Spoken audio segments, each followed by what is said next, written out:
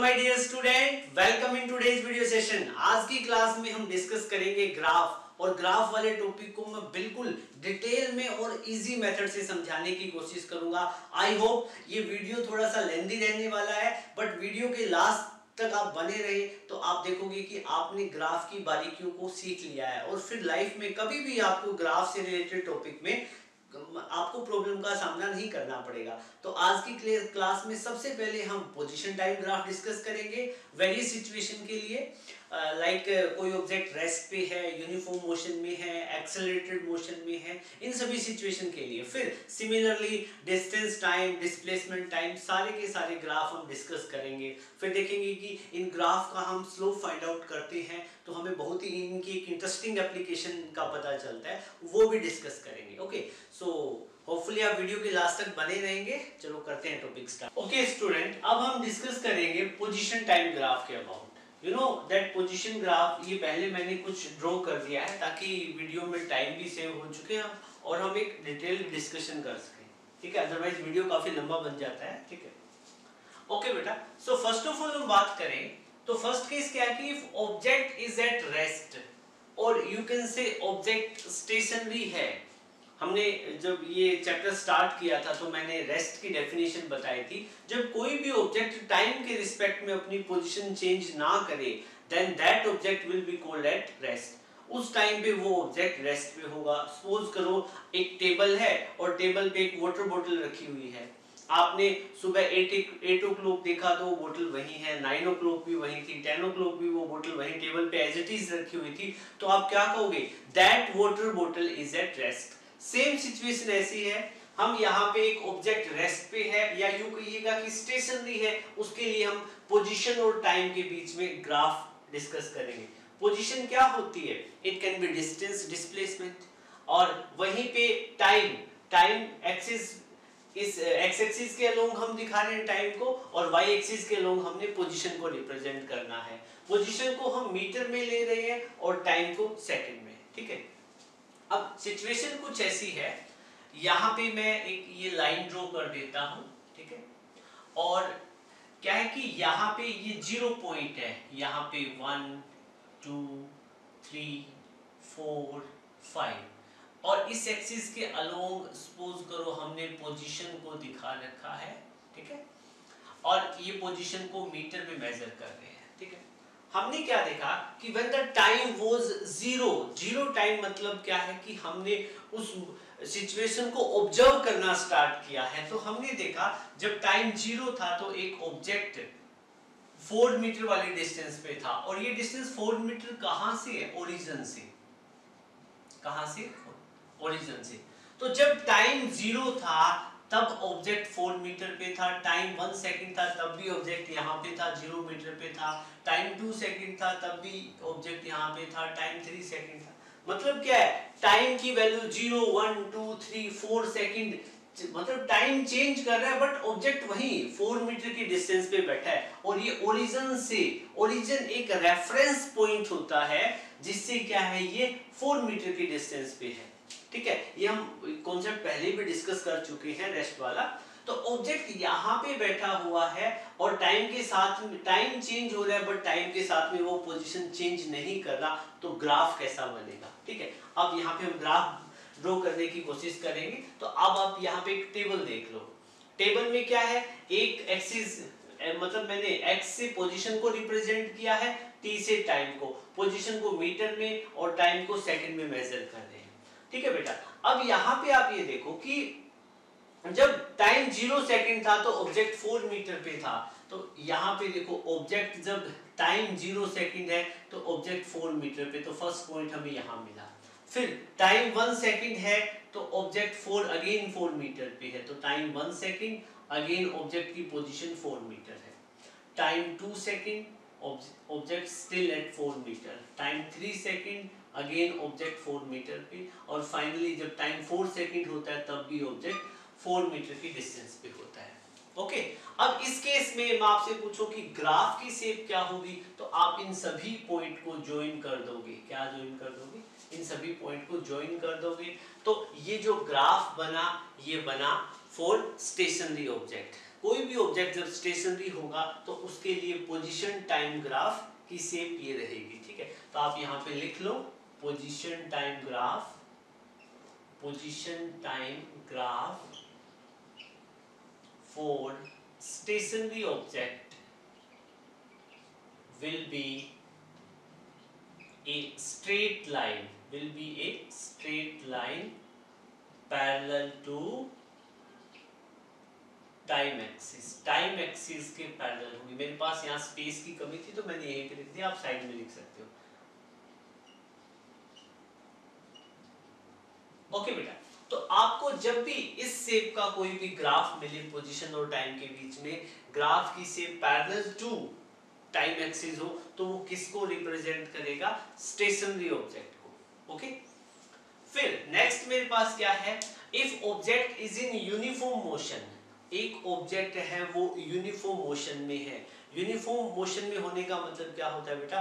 वो object equal distances cover कर रहा है in equal interval of time, या यूं कहिएगा कि वो इक्वल डिस्प्लेसमेंट ट्रेवल कर रहा है in equal interval of time. But object का मोशन क्या है? मैं स्ट्रेट लाइन मोशन की बात कर रहा हूं, ऑब्जेक्ट एक स्ट्रेट लाइन में मूव कर रहा है। तो उस केस में पोजीशन और टाइम का ग्राफ क्या बनेगा? You are getting my point, ठीक है। चलो इसको हम समझने की कोशिश करते हैं सिचुएशन को।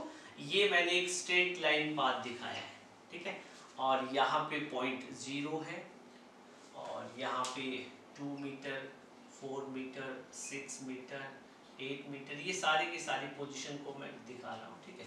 इस डायरेक्शन के लोग हमने ये सारी की सारी मीटर में है, पोजीशन है हमारी, ठीक है। और मैंने क्या बोला है कि हमने इस मोशन को स्टडी कब करें? जब ऑब्जेक्ट ने पहले कोई डिस्टेंस ट्रेवल नहीं किया है। मतलब ऑब्जेक्ट यूं समझिएगा कि यहाँ से मोशन स्टार्ट होता है और ऑब्जेक्ट यहीं पे है, 0 पे है। ऑब्जेक्ट ने कोई डिस्टेंस पहले कवर नहीं कर रखा है। जैसे पहले वाले केस में आपने देखा था, जब आपने मोशन ऑब्जर्व करना स्टार्ट किया, उस टाइम ऑब्जेक्ट ऑलरेडी 4 पे था, ठीक है। बट यहाँ पे सिचुएशन क्या है? ऑब्जेक्ट पहले 0 पे है, ओरिजिन पे है, और मतलब इसने पहले कोई डिस्टेंस ट्रेवल नहीं कर रखा है, ठीक है। और बाद में बाय डिफॉल्ट में इसको स्ट्रेट लाइन के लोग मूव करवाना है हमें, ठीक है। तो इस केस में देखो क्या है कि जब टाइम 0 था, तो ऑब्जेक्ट कहाँ पे था? 0 मीटर, मतलब उसने कोई डिस्टेंस ट्रेवल नहीं किया, ठीक है। फिर जब टाइम होता है 1 सेकेंड, 1 सेकेंड पे ऑब्जेक्ट पहुंच जाता है 2 मीटर पे। फिर जब टाइम होता है 2 सेकेंड, ऑब्जेक्ट पहुंच जाएगा 4 मीटर डिस्टेंस पे, ठीक है। इस डायरेक्शन में मूव कर रहे हैं ना। जब टाइम हुआ 3 सेकेंड, तो ऑब्जेक्ट पहुंच गया 6 मीटर वाले डिस्टेंस पे यहाँ पे। जब टाइम होता है 4 सेकेंड, तो ऑब्जेक्ट पहुंच गया 8 मीटर वाले डिस्टेंस पे, ठीक है। सिमिलरली 5 सेकेंड पे ऑब्जेक्ट पहुंच गया 10 मीटर पे, और 6 सेकेंड पे पहुंच जाता है 12 मीटर पे, ठीक है। अब आप यहाँ पे मैं क्या कह रहा हूँ कि यूनिफॉर्म मोशन है, तो यूनिफॉर्म मोशन के लिए आपको पता है क्या होना चाहिए? इक्वल डिस्टेंस ट्रेवल होनी चाहिए इक्वल इंटरवल ऑफ टाइम में, ठीक है। अब स्ट्रेट लाइन के लोग मोशन है, तो चाहे डिस्टेंस हो या डिस्प्लेसमेंट हो, इक्वली कवर होगी, ठीक है। अब एक बात बताओ, तो इस केस में देखो, पहले जब टाइम 0 से 1 सेकेंड, 1 सेकेंड के टाइम डिफरेंस में डिस्टेंस कितनी ट्रेवल हुई? 2 मीटर। नेक्स्ट 1 सेकेंड में अगेन डिस्टेंस कितनी ट्रेवल हुई? 1 मीटर, ठीक है। इस तरह से हर एक 1 सेकेंड में डिस्टेंस कितना ट्रेवल हो रहा है? हर एक 1 सेकेंड के डिफरेंस में डिस्टेंस कितना ट्रेवल हो रहा है? 2 मीटर, 2 मीटर, 2 मीटर, ठीक है। तो ऐसा मोशन कौन सा रहेगा? ये यूनिफॉर्म मोशन रहेगा, ठीक है। और सिचुएशन हमने कौन सी ली है कि ऑब्जेक्ट ने इनिशियली कोई डिस्टेंस ट्रैवल नहीं की, तो इसका मतलब क्या है? जब टाइम 0 होगा तो उसने डिस्टेंस कितनी ट्रैवल कर रखी है? 0 सेकेंड। तो टेबल में देखो, जब टाइम कितना है? 0 सेकेंड, तो डिस्टेंस कितनी है? 0 मीटर। तो अब आप यहाँ पे ग्राफ आप ड्रॉ करने की कोशिश करोगे, तो 0 टाइम पे डिस्टेंस कितनी है? 0, तो फर्स्ट पॉइंट आपको यहाँ मिलेगा, ठीक है। फिर अगले केस में देखो, जब टाइम है 1 सेकेंड, तो 1 सेकेंड में कितना डिस्टेंस कहाँ पे पहुंच गया? 2 मीटर पे। तो 1 सेकेंड में कितनी डिस्टेंस की? 2 मीटर, तो 1 पे डिस्टेंस कितनी आएगी? 2 मीटर। फिर 2 सेकेंड पे डिस्टेंस कितनी है? 4 मीटर, तो 2 पे आप यहाँ पे दिखाओ 4, 3 पे कितनी है? 6, 4 पे कितनी है 8, ठीक है। तो अब आपको 5 पे और ड्रॉ कर दो, 5 पे कितनी है 10, 5 पे पोजीशन कितनी 10। अब एक बात बताओ बेटा, आपको ग्राफ की शेप चाहिए तो आप इन सभी पॉइंट को ज्वाइन कर देंगे, ठीक है। तो ये सारे पॉइंट एक ही लाइन पे आएंगे जब आप उसकी स्केल वगैरह की हेल्प से ड्रॉ करोगे, ठीक है। तो इस केस में देखोगे क्या है कि जब यूनिफॉर्म मोशन हो तो यूनिफॉर्म मोशन के केस में पोजीशन और टाइम के बीच का जो ग्राफ बनेगा that will be straight line, वो क्या रहेगा स्ट्रेट लाइन। और इस ग्राफ में आपको क्या देखना है कि ये ग्राफ ओरिजिन से स्टार्ट हो रहा है। ओरिजिन क्या है, जहां पोजीशन और टाइम एक्सिस कट करती है वहां से स्टार्ट हो रहा है। तो इसका मतलब क्या है, इसका मतलब क्या है कि ऑब्जेक्ट ने इनिशियली कोई डिस्टेंस ट्रेवल नहीं कर रखा है। क्यों? क्योंकि जब आपके एग्जाम होते हैं तो उसमें इस टाइप का ग्राफ ड्रॉ कर देंगे और कहेंगे कि ग्राफ ओरिजिन से स्टार्ट हो रहा है, तो बताओ वो क्या रिप्रेजेंट कर रहा है। You are getting my point? तो इस चीज का आपको ध्यान रखना है। फिर नेक्स्ट केस क्या है कि object still is in uniform motion. Object अब भी क्या है, अब सॉरी इसके लिए आपको लिख लो, ये जो ग्राफ है इस वाली सिचुएशन के लिए ग्राफ की शेप क्या रहेगी, तो आप लिखो ऑब्जेक्ट यूनिफॉर्म मोशन में हो और वो क्या है कि इनिशियली उसने कुछ डिस्टेंस ट्रेवल ना कर रखी हो, तो उस केस में क्या होगा, the graph position time graph, position time graph will be straight line passing through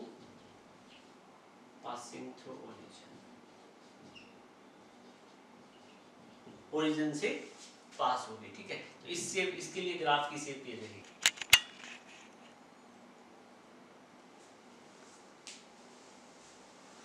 okay बेटा, अब अपने पास में थर्ड केस क्या है कि if object is in uniform motion, object uniform motion में है, सेम सिचुएशन है, ठीक है।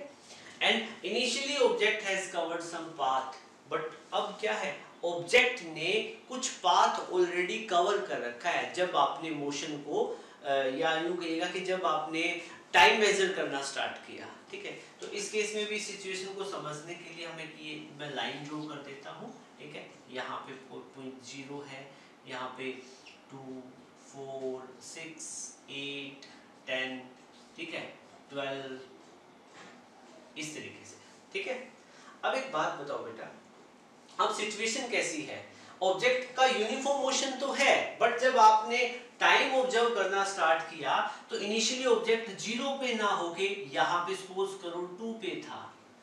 मतलब क्या है, ऑब्जेक्ट ने जब आपने मोशन को ऑब्जर्व करना स्टार्ट किया तो उस टाइम पे object already 2 metre distance cover कर चुका था। कहां से, ओरिजिन से।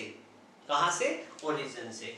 अब जब टाइम 0 होता है तो ऑब्जेक्ट कहां पे है, 2 मीटर पे, फिर वो चलना स्टार्ट करता है।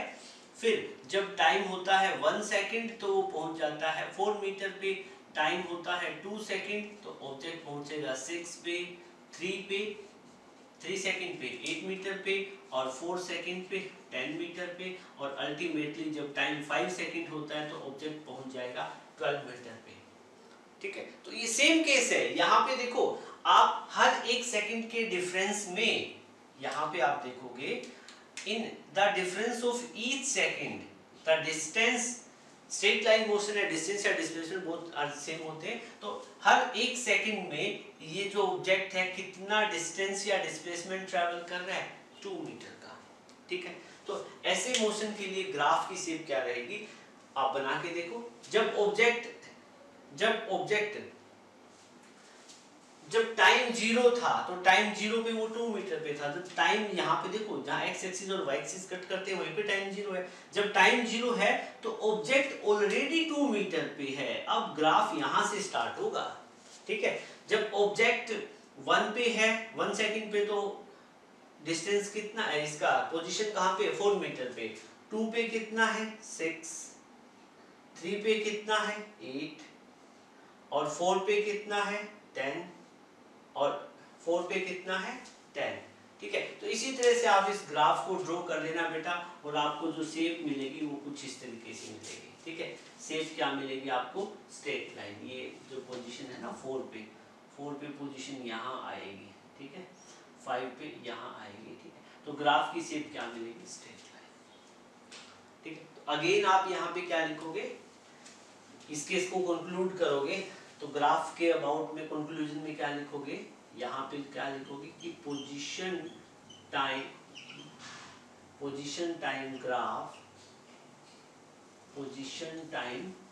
Graph will be a straight line. कैसा होगा, स्ट्रेट लाइन। अब ये ओरिजिन से पास करेगा नहीं, ठीक है, ओरिजिन से पास नहीं करेगा, एंड पासिंग थ्रू कहां से पास करेगा, पासिंग थ्रू पोजीशन एक्सिस,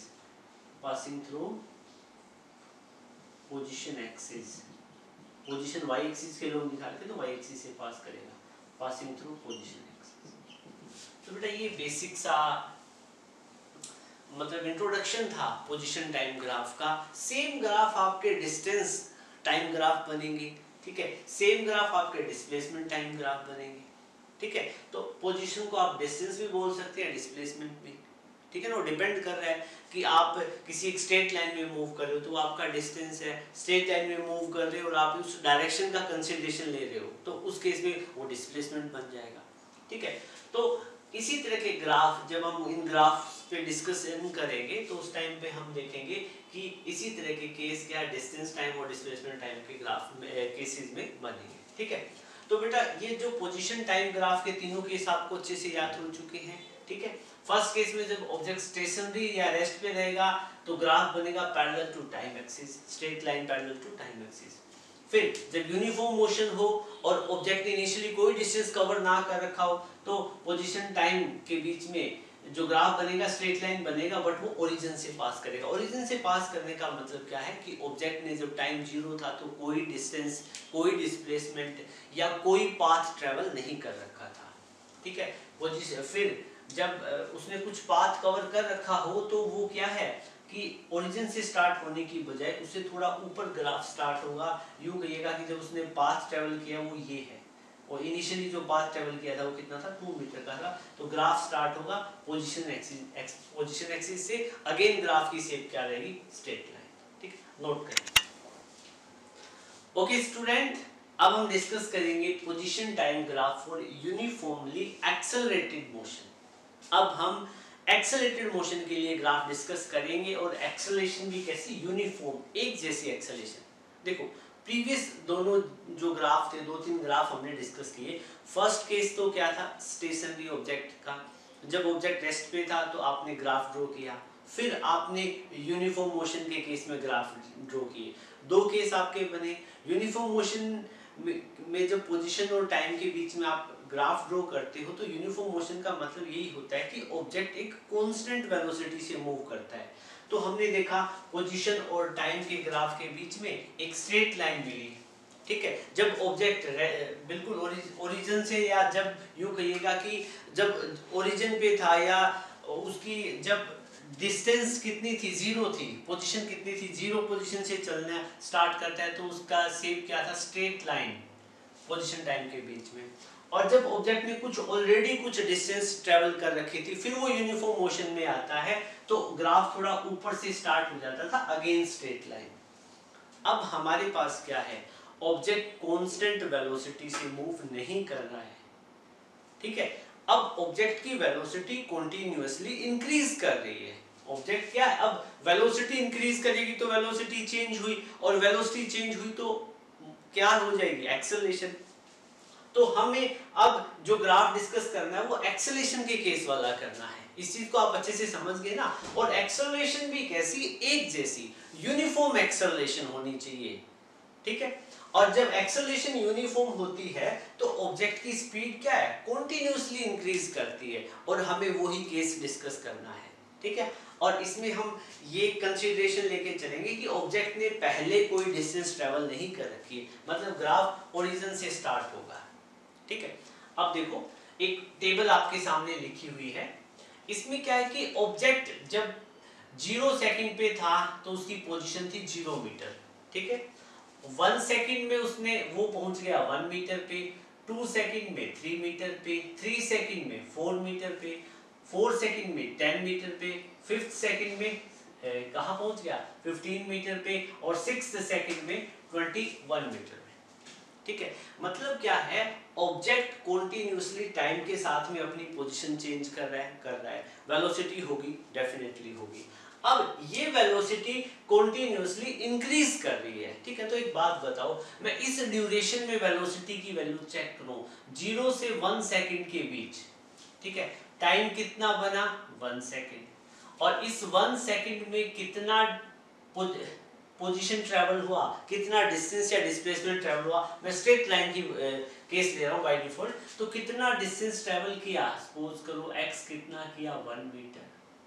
तो मैं ये पूछूं कि इस 1 सेकंड के ड्यूरेशन में वेलोसिटी क्या थी ऑब्जेक्ट की, तो बिल्कुल इजी होता है वेलोसिटी फाइंड आउट करना। तो मैं कहता हूं v1 वेलोसिटी थी, और वेलोसिटी के लिए फॉर्मूला क्या होता है, वेलोसिटी के लिए स्पीड की बात करूं या वेलोसिटी की, ठीक है, मैं यहाँ पे डिस्टेंस लेता हूं तो यहाँ स्पीड बनेगा, मैं डिस्प्लेसमेंट लेता हूं तो वेलोसिटी बनेगा, तो हम स्पीड की ही बात कर लेते हैं। ठीक है, तो v1 स्पीड कितनी रहेगी, डिस्टेंस अपॉन में टाइम, तो डिस्टेंस 1 सेकंड में कितना डिस्टेंस ट्रेवल किया उसको टाइम से डिवाइड करोगे तो आपको स्पीड मिल जाएगी। तो डिस्टेंस कितना बना आपका 1 मीटर, और टाइम कितना लिया 1 सेकंड। तो इस ड्यूरेशन में पहले कितनी स्पीड थी, v1 थी, क्या थी v1। अब हम एक्सेलरेटेड मोशन की बात करेंगे तो हमें स्पीड नहीं, सॉरी वो लेके चलना पड़ेगा डिस्प्लेसमेंट। ठीक है, तो मैं इसको डिस्प्लेसमेंट ले लेता हूँ x वेक्टर, तो ये डिस्प्लेसमेंट हो जाएगी, ये वेलोसिटी हो जाएगी। ठीक है, तो वेलोसिटी मेरी पहले 1 सेकंड में कितनी थी 1 मीटर पर सेकंड। ठीक है, क्योंकि एक्सेलरेशन तभी बनती है ना जब वेलोसिटी चेंज होती है। ठीक है, ओके, सो अब क्या है कि फिर नेक्स्ट 1 सेकंड की बात करूं, जब टाइम 1 से 2 सेकंड हुआ तो टाइम अगेन 1 सेकंड का डिफरेंस है, तो इस केस में कितनी डिस्प्लेसमेंट ट्रेवल हुई 1 से 3, कितनी डिस्प्लेसमेंट ट्रेवल हुई, मैं यूं कह देता हूं यहाँ पे डिस्प्लेसमेंट ट्रेवल होती 2 मीटर, 1 से 3 का डिफरेंस कितना 2 का। अब इस केस में वेलोसिटी कितनी रही v2, कितनी वेलोसिटी बनेगी v2, तो v2 वेक्टर को क्या करोगे आप, इस वाले डिस्टेंस को x1 बोल दो, इस डिस्प्लेसमेंट को x1, इसको x2, ठीक है, इसको x1 तो इसको x2 बोलेंगे, x2/t। ठीक है, तो यहाँ डिस्प्लेसमेंट कितनी बनी 2 मीटर, टाइम कितना है 1 सेकंड, तो यहाँ वेलोसिटी कितनी बन जाएगी 2 मीटर पर सेकंड। फिर अगले 2 से जब टाइम 3 सेकंड होता है तो टाइम का डिफरेंस कितना 1 सेकंड का, और 3 से 6 कितना डिस्प्लेसमेंट ट्रेवल हुआ यहाँ पे 3 मीटर का। ठीक है, तो यहाँ पे v3 की वैल्यू में आप निकालोगे तो x3/t, तो कितना आ जाएगा 3 मीटर अपॉन में 1 सेकंड, ये वेलोसिटी आ जाएगी 3 मीटर पर सेकंड। ठीक है, सिमिलरली हम देखेंगे तो यहाँ वेलोसिटी, इस केस में वेलोसिटी कितनी, हम इसी तरीके से हम चलेंगे तो वेलोसिटी v4 वेलोसिटी आपको मिलेगी 4 मीटर पर सेकंड, v5 मिलेगी 5 मीटर पर सेकंड। तो ये जो मैंने पोजीशन और टाइम का ग्राफ दिखाया हुआ है, इसमें ये ग्राफ क्या इंडिकेट कर रहा है कि ऑब्जेक्ट की वेलोसिटी कंटिन्यूअसली इंक्रीज कर रही है, पहले 1 थी, फिर 2 हुई, फिर 3, फिर 4, फिर 5। You are getting my point. ठीक है, अब एक बात बताओ, यहाँ वेलोसिटी या स्पीड कंटिन्यूअसली क्या करती है, इंक्रीज करती है, मतलब यूनिफॉर्मली एक्सेलरेटेड मोशन होता है तो उसमें वेलोसिटी या स्पीड यूं कहिएगा कि टाइम के साथ में इंक्रीज करती है। ठीक है, अब यहाँ पे जैसे पहले 1 2 3 4 5, अब वेलोसिटी चेंज होती है। ठीक है, या मान लो कि वेलोसिटी का मैग्नीट्यूड, स्पीड वो चेंज होता है तो एक्सेलरेटेड मोशन बन जाता है वो। ठीक है, अब एक्सेलरेशन कितनी है देखो, अब ये पहले वेलोसिटी आपकी v1 थी, 1 सेकंड बाद आपकी वेलोसिटी कितनी बन गई v2, तो इन दोनों के केस में मैं एक्सेलरेशन फाइंड आउट करना चाहूँ तो एक्सेलरेशन क्या होती है v2 - v1 अपॉन में t2 - t1। ठीक है, पहले वेलोसिटी v1 थी, बाद में v2, तो v2 - 1, पहले जब v1 वेलोसिटी थी तो टाइम कितना था 0, और v2 वेलोसिटी पे टाइम कितना है 1, तो टाइम का डिफरेंस कितना हो गया 1 - 0, तो एक्सेलरेशन कितनी बन गई 2 मीटर पर सेकंड स्क्वायर। अब इस इक्वेशन के केस में मतलब क्या है कि एक्सेलरेशन कांस्टेंट रहेगी, तभी तो हमने यूनिफॉर्मली एक्सेलरेटेड मोशन बोला है। कहीं पे भी निकाल के देख लो। अब मैं बात करूं v2 और v3 के बीच में, ठीक है, तो जब वेलोसिटी v2 से v3 हुई तो वेलोसिटी कितनी हो गई थी, 2 से 3, तो एक्सेलरेशन कितना होगा, निकालोगे तो v3 माइनस v2 अपॉन में t3 माइनस t2, ठीक है। अब मैं बात करूं v3 की, तो फाइनल वेलोसिटी कितनी हो गई 3, इनिशियल कितनी थी 2, फाइनल टाइम v2 से v3 वेलोसिटी एक ही सेकंड में चेंज हुई है ना, तो यूं कहिएगा कि टाइम कितना बन गया था 3 माइनस 2, कितना 3 माइनस 2, 1 सेकंड का ही डिफरेंस था ना। तो अगेन यहाँ पे आप देखोगे तो एक्सेलरेशन आपकी कितनी बनेगी, एक्सेलरेशन आपकी पहले वाले केस में हमने कुछ गड़बड़ कर दी थी क्या, हाँ ये 1 आएगा ना, 2 माइनस 1 मीटर पर सेकंड स्क्वायर आएगा, ठीक है। तो अगेन यहाँ पे एक्सेलरेशन कितनी आ जाएगी 1 अपॉन में 1 मीटर पर सेकंड स्क्वायर। मतलब आप देखोगे इस पर्टिकुलर केस में जो मैंने पोजीशन टाइम ग्राफ दिखाया है, यहाँ पे ऑब्जेक्ट की स्पीड तो कंटिन्यूअसली या वेलोसिटी क्या कर रही है, इंक्रीज कर रही है, ठीक है, बट इंक्रीज तो कर रही है लेकिन उसकी एक्सेलरेशन मोशन की कैसी है, कांस्टेंट, ठीक है। तो इस केस में हम ग्राफ ड्रॉ करेंगे टेबल को, इस टेबल का यूज करके। तो ग्राफ क्या रहेगा, जब टाइम 0 तो displacement 0, time 0 displacement 0, first point यहाँ मिलेगा। टाइम 1 पोजीशन 1, टाइम 1 तो पोजीशन 1, ये तो 3 है तो यहाँ पे इसका 1/3 हिस्सा ले लो, ठीक है, यहाँ पे मिलेगा। फिर टाइम 2 तो पोजीशन 3, टाइम 2 तो पोजीशन 3 यहाँ मिलेगा पॉइंट। नेक्स्ट टाइम 3 तो पोजीशन 6, टाइम 3 तो पोजीशन यहाँ पे 6, ग्राफ यहाँ बना दो, ठीक है। फिर टाइम 4 तो पोजीशन कितनी आएगी 10 मीटर, तो 4 9 यहाँ पे आएगा कहीं, ये 9 से थोड़ा सा ऊपर आ जाएगा, ठीक है। 5 पे पॉइंट कितना मिलेगा 15, 5 पे कितना मिलेगा 15 यहाँ पे, ठीक है। और 6 पे कितना मिलेगा 21, 6 पे 21 यहाँ कहीं मिलेगा, ठीक है। फिर इन सभी पॉइंट को आप ज्वाइन करोगे तो आपको कुछ इस तरह की शेप मिलेगी, ठीक है, यही पॉइंट यहाँ मिलेगा, ठीक है। जब आप स्केल वगैरह का यूज करके डायग्राम ड्रॉ करोगे तो शेप आपको ये मिलेगी। मतलब क्या है, जब position time graph uniformly accelerated motion के लिए क्या होगा, एक कर्व मिलेगी आपको, अपवर्ड कर्व, ठीक है, इसको पैराबोलिक कर्व भी बोलते हैं, पैराबोला की शेप होती है, ठीक है। जब पैराबोला डिस्कस करेंगे तब आपको बताएंगे, ठीक है। तो ये तो रहेगा ग्राफ किसके केस में, पोजीशन टाइम ग्राफ कब रहा है, जब ऑब्जेक्ट की स्पीड कंटिन्यूअसली इंक्रीज कर रही है विद रिस्पेक्ट टू। अब सेकंड केस है हमारे पास, बिल्कुल ऐसा ही है, एज इट इज है, कुछ नया नहीं है। If object is in uniform accelerated motion, मैंने यूनिफॉर्मली एक्सेलरेटेड मोशन की टेबल यहाँ पे लिख दी है, ठीक है, ऑलरेडी लिखी हुई है, ठीक है।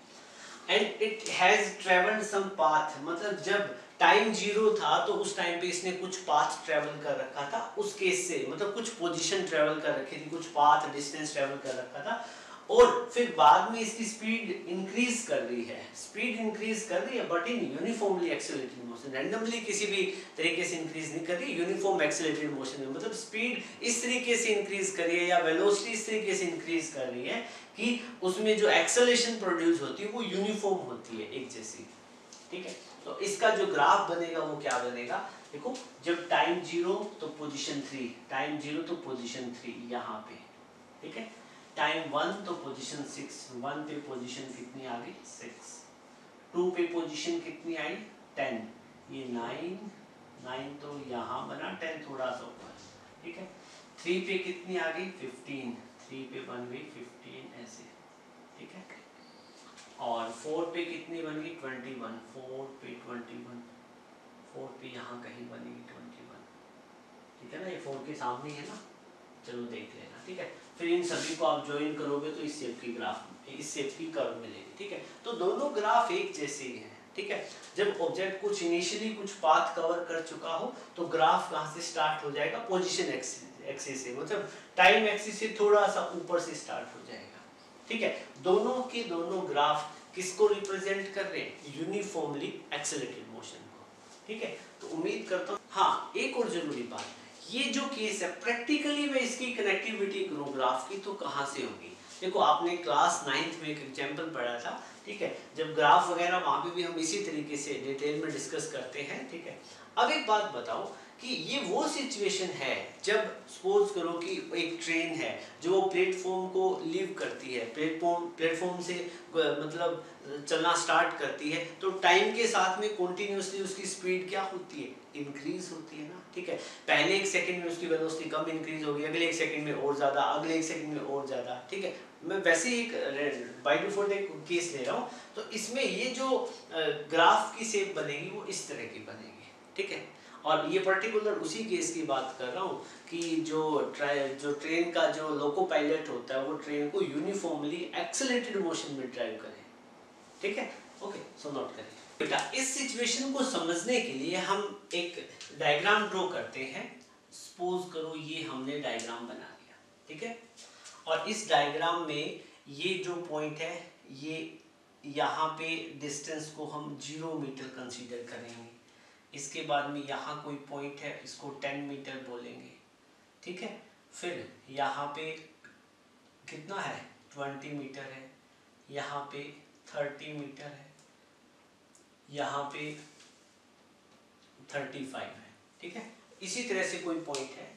ओके, अब क्या है सिचुएशन, आपके पास क्या है कि आपने ऑब्जर्व क्या किया कि उधर से कोई ट्रेन आ रही है। ठीक है, और वो आपकी तरफ आ रही है। ठीक है, जब आपने ट्रेन को वहां किसी पॉइंट पे उधर देखा, आपने उसी पॉइंट को 0 पॉइंट बोल दिया। ठीक है, और उसी टाइम को 0 टाइम ले लिया। मतलब सपोज करो कि ट्रेन आपको यहां से आती हुई दिखी, तो इसी पॉइंट को आपने 0 मीटर कंसीडर कर लिया और आपने कहा कि यही 0 टाइम है। 0 टाइम का मतलब जब आपने मोशन ऑब्जर्व करना स्टार्ट किया। ठीक है, और इसी पॉइंट को 0 मीटर पे मार्क कर दिया। ठीक है, फिर आपने देखा कि जब टाइम हुआ 1 सेकेंड, जब जैसे ही टाइम 1 सेकेंड होता है तो ट्रेन वहां पहुंच जाती है जहां मार्किंग 10 मीटर की है। ठीक है, तो ट्रेन पहुंच गई यहाँ पे इस मार्किंग वाले पॉइंट पे। ठीक है, फिर आपने देखा कि जब टाइम 2 सेकेंड होता है ट्रेन 18 मीटर वाले पॉइंट पे आ जाएगी। ठीक है, तो जब टाइम कितना होता है 2 सेकेंड, यहाँ तो 20 वाला मार्क है, तो 18 वाला मार्क यहाँ पे मिलेगा आपको। तो ट्रेन कहाँ पहुँच जाएगी, यहाँ 18 मीटर वाले मार्क पे। इसको मैं रब कर देता हूँ। ठीक है, जब टाइम होता है 2 सेकेंड। ठीक है बेटा, उसके बाद में जब टाइम होता है 3 सेकेंड, ट्रेन 24 वाले मार्क पे पहुंच जाएगी। तो 24 वाला पॉइंट यहाँ पे कहीं होगा, तो फिर ट्रेन आ जाएगी यहाँ पे, लेकिन यहाँ पे आएगी तब टाइम कितना है 3 सेकेंड, और ये मार्क कितना है 24 का। फिर जब टाइम होता है 4 सेकेंड, ट्रेन आ जाती है 28 मीटर वाले मार्क पे। ठीक है, तो अब मैं 24 के बाद 28 आएगा, यहाँ पे 28 मीटर का मार्क है, फिर ट्रेन पहुंच जाती है यहाँ पे, लेकिन यहाँ पे ट्रेन पहुंचते तो टाइम हो जाता है 4 सेकेंड। फिर अल्टीमेटली 5 सेकेंड पे ट्रेन पहुंच गई 30 पे। ठीक है, तो यहाँ पे कोई 30 वाला मार्क होगा और यहाँ पे ट्रेन पहुंचती है t = 5 सेकेंड। बट यहाँ पे आप क्या ऑब्जर्व कर रहे हो, आपने देखा कि टाइम के साथ में कॉन्टिन्यूसली ट्रेन की स्पीड डिक्रीज कर रही है। देखो, पहले 1 सेकेंड में, पहले 0 से 1 सेकेंड के डिफरेंस में ट्रेन ने डिस्टेंस ट्रेवल की 10 मीटर। नेक्स्ट 1 सेकेंड में ट्रेन ट्रेवल कर रही है 8 मीटर, नेक्स्ट 1 में ट्रेन ट्रेवल कर रही है 6 मीटर, नेक्स्ट 1 में 4 और नेक्स्ट 1 में 2। You are getting my point. मतलब यहाँ पे हर 1 सेकेंड में यहाँ जो गैप है कितना है, 1 सेकेंड का है। पहले 1 सेकेंड में 10 मीटर डिस्टेंस ट्रेवल कर रही है ट्रेन, नेक्स्ट वन में 8, नेक्स्ट वन में 6, नेक्स्ट वन में 4 और नेक्स्ट वन में 2। तो आप क्या देख रहे हो, हर 1 सेकेंड में ट्रेन जितनी डिस्टेंस ट्रेवल कर रही है वो कम हो रही है। तो कम होने का मतलब क्या है, ट्रेन की स्पीड कम हो रही है, ट्रेन की स्पीड टाइम के साथ में डिक्रीज कर रही है। तो अब यहाँ पे ये है यूनिफॉर्मली रिटार्डेड मोशन का केस। मतलब यहाँ पे वेलोसिटी चेंज हो रही है ना, देखो वेलोसिटी तो चेंज हो रही है। वेलोसिटी आपको निकालनी हो तो बिल्कुल इजी, आपको निकालने की जरूरत नहीं है, फिर मैं बता देता हूँ। ठीक है, अब फर्स्ट केस में जो वेलोसिटी निकाले 0 से 1 सेकेंड के टाइम में, यहाँ पे वेलोसिटी कितनी थी, सपोज करो वेलोसिटी थी v1।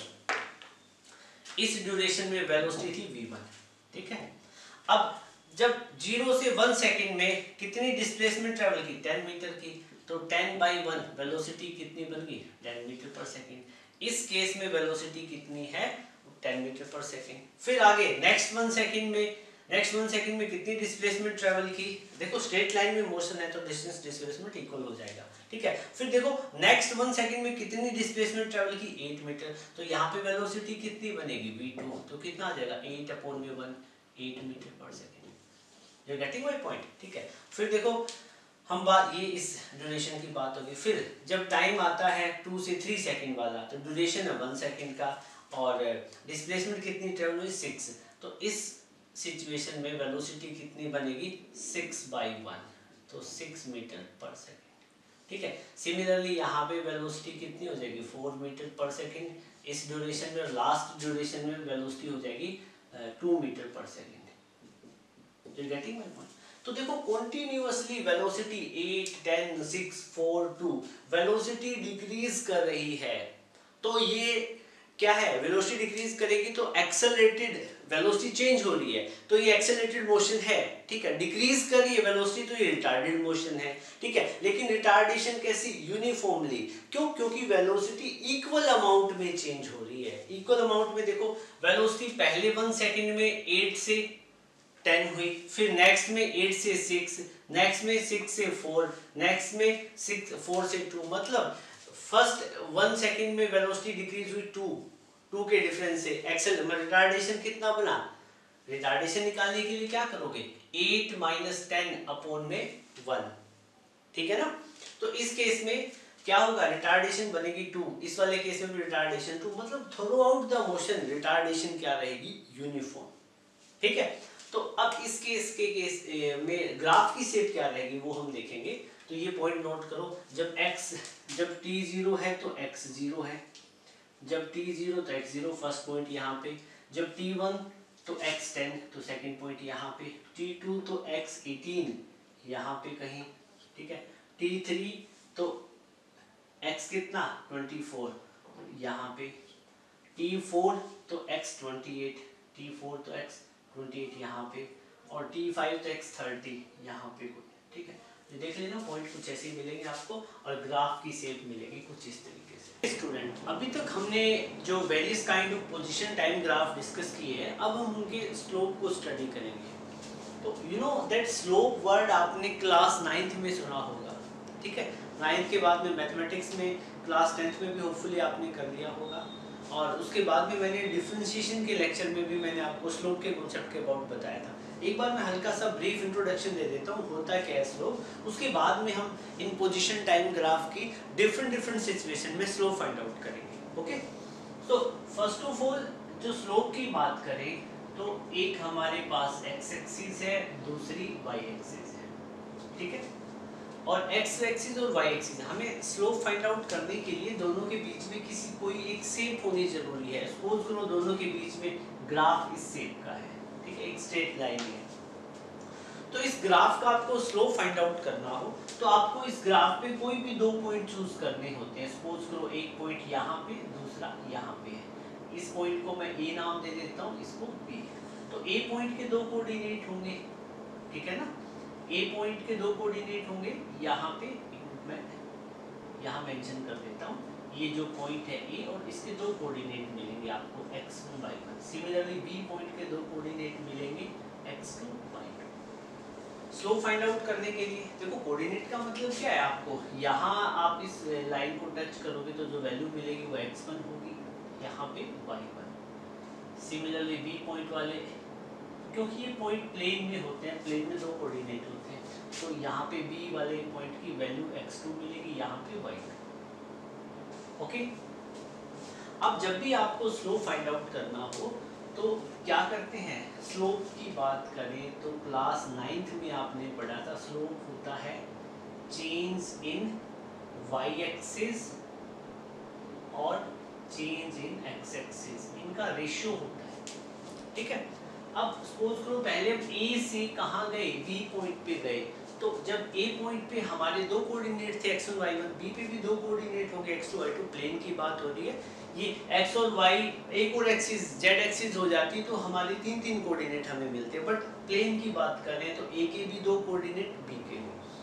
जब हम A से B पे जाएंगे तो हमारी पोजीशन चेंज होगी, यूँ कहेगा कि कोऑर्डिनेट चेंज होंगे। तो कोऑर्डिनेट चेंज होंगे तो यहाँ पे जब हम ए से बी पे जाएंगे तो बी पे देखो y1 कोऑर्डिनेट क्या बन गया y2, मतलब एक तरीके से हम जब ए से बी जा रहे हैं तो हमारा y वाला कोऑर्डिनेट y1 से y2 की तरफ जा रहा है, ठीक है। यूं मानिएगा कि y एक्सिस में क्या हो रहा है, राइज हो रहा है, ठीक है। फिर जब हम ए से बी पे जाएंगे तो x वाला कोऑर्डिनेट x1 से x2 जाएगा, हम इस तरफ चलेंगे, मतलब x एक्सिस के अलोंग हम रन करेंगे। जब हमारी पोजीशन, जब ये कोऑर्डिनेट a से b हमारी पोजीशन चेंज होगी तो हम y एक्सिस के अलोंग तो राइज करेंगे और x एक्सिस के अलोंग रन करेंगे। तो एक तरीके से आप यूं भी कह सकते हैं कि स्लोप बेसिकली रेशियो होता है किसका, राइज और रन का, ठीक है।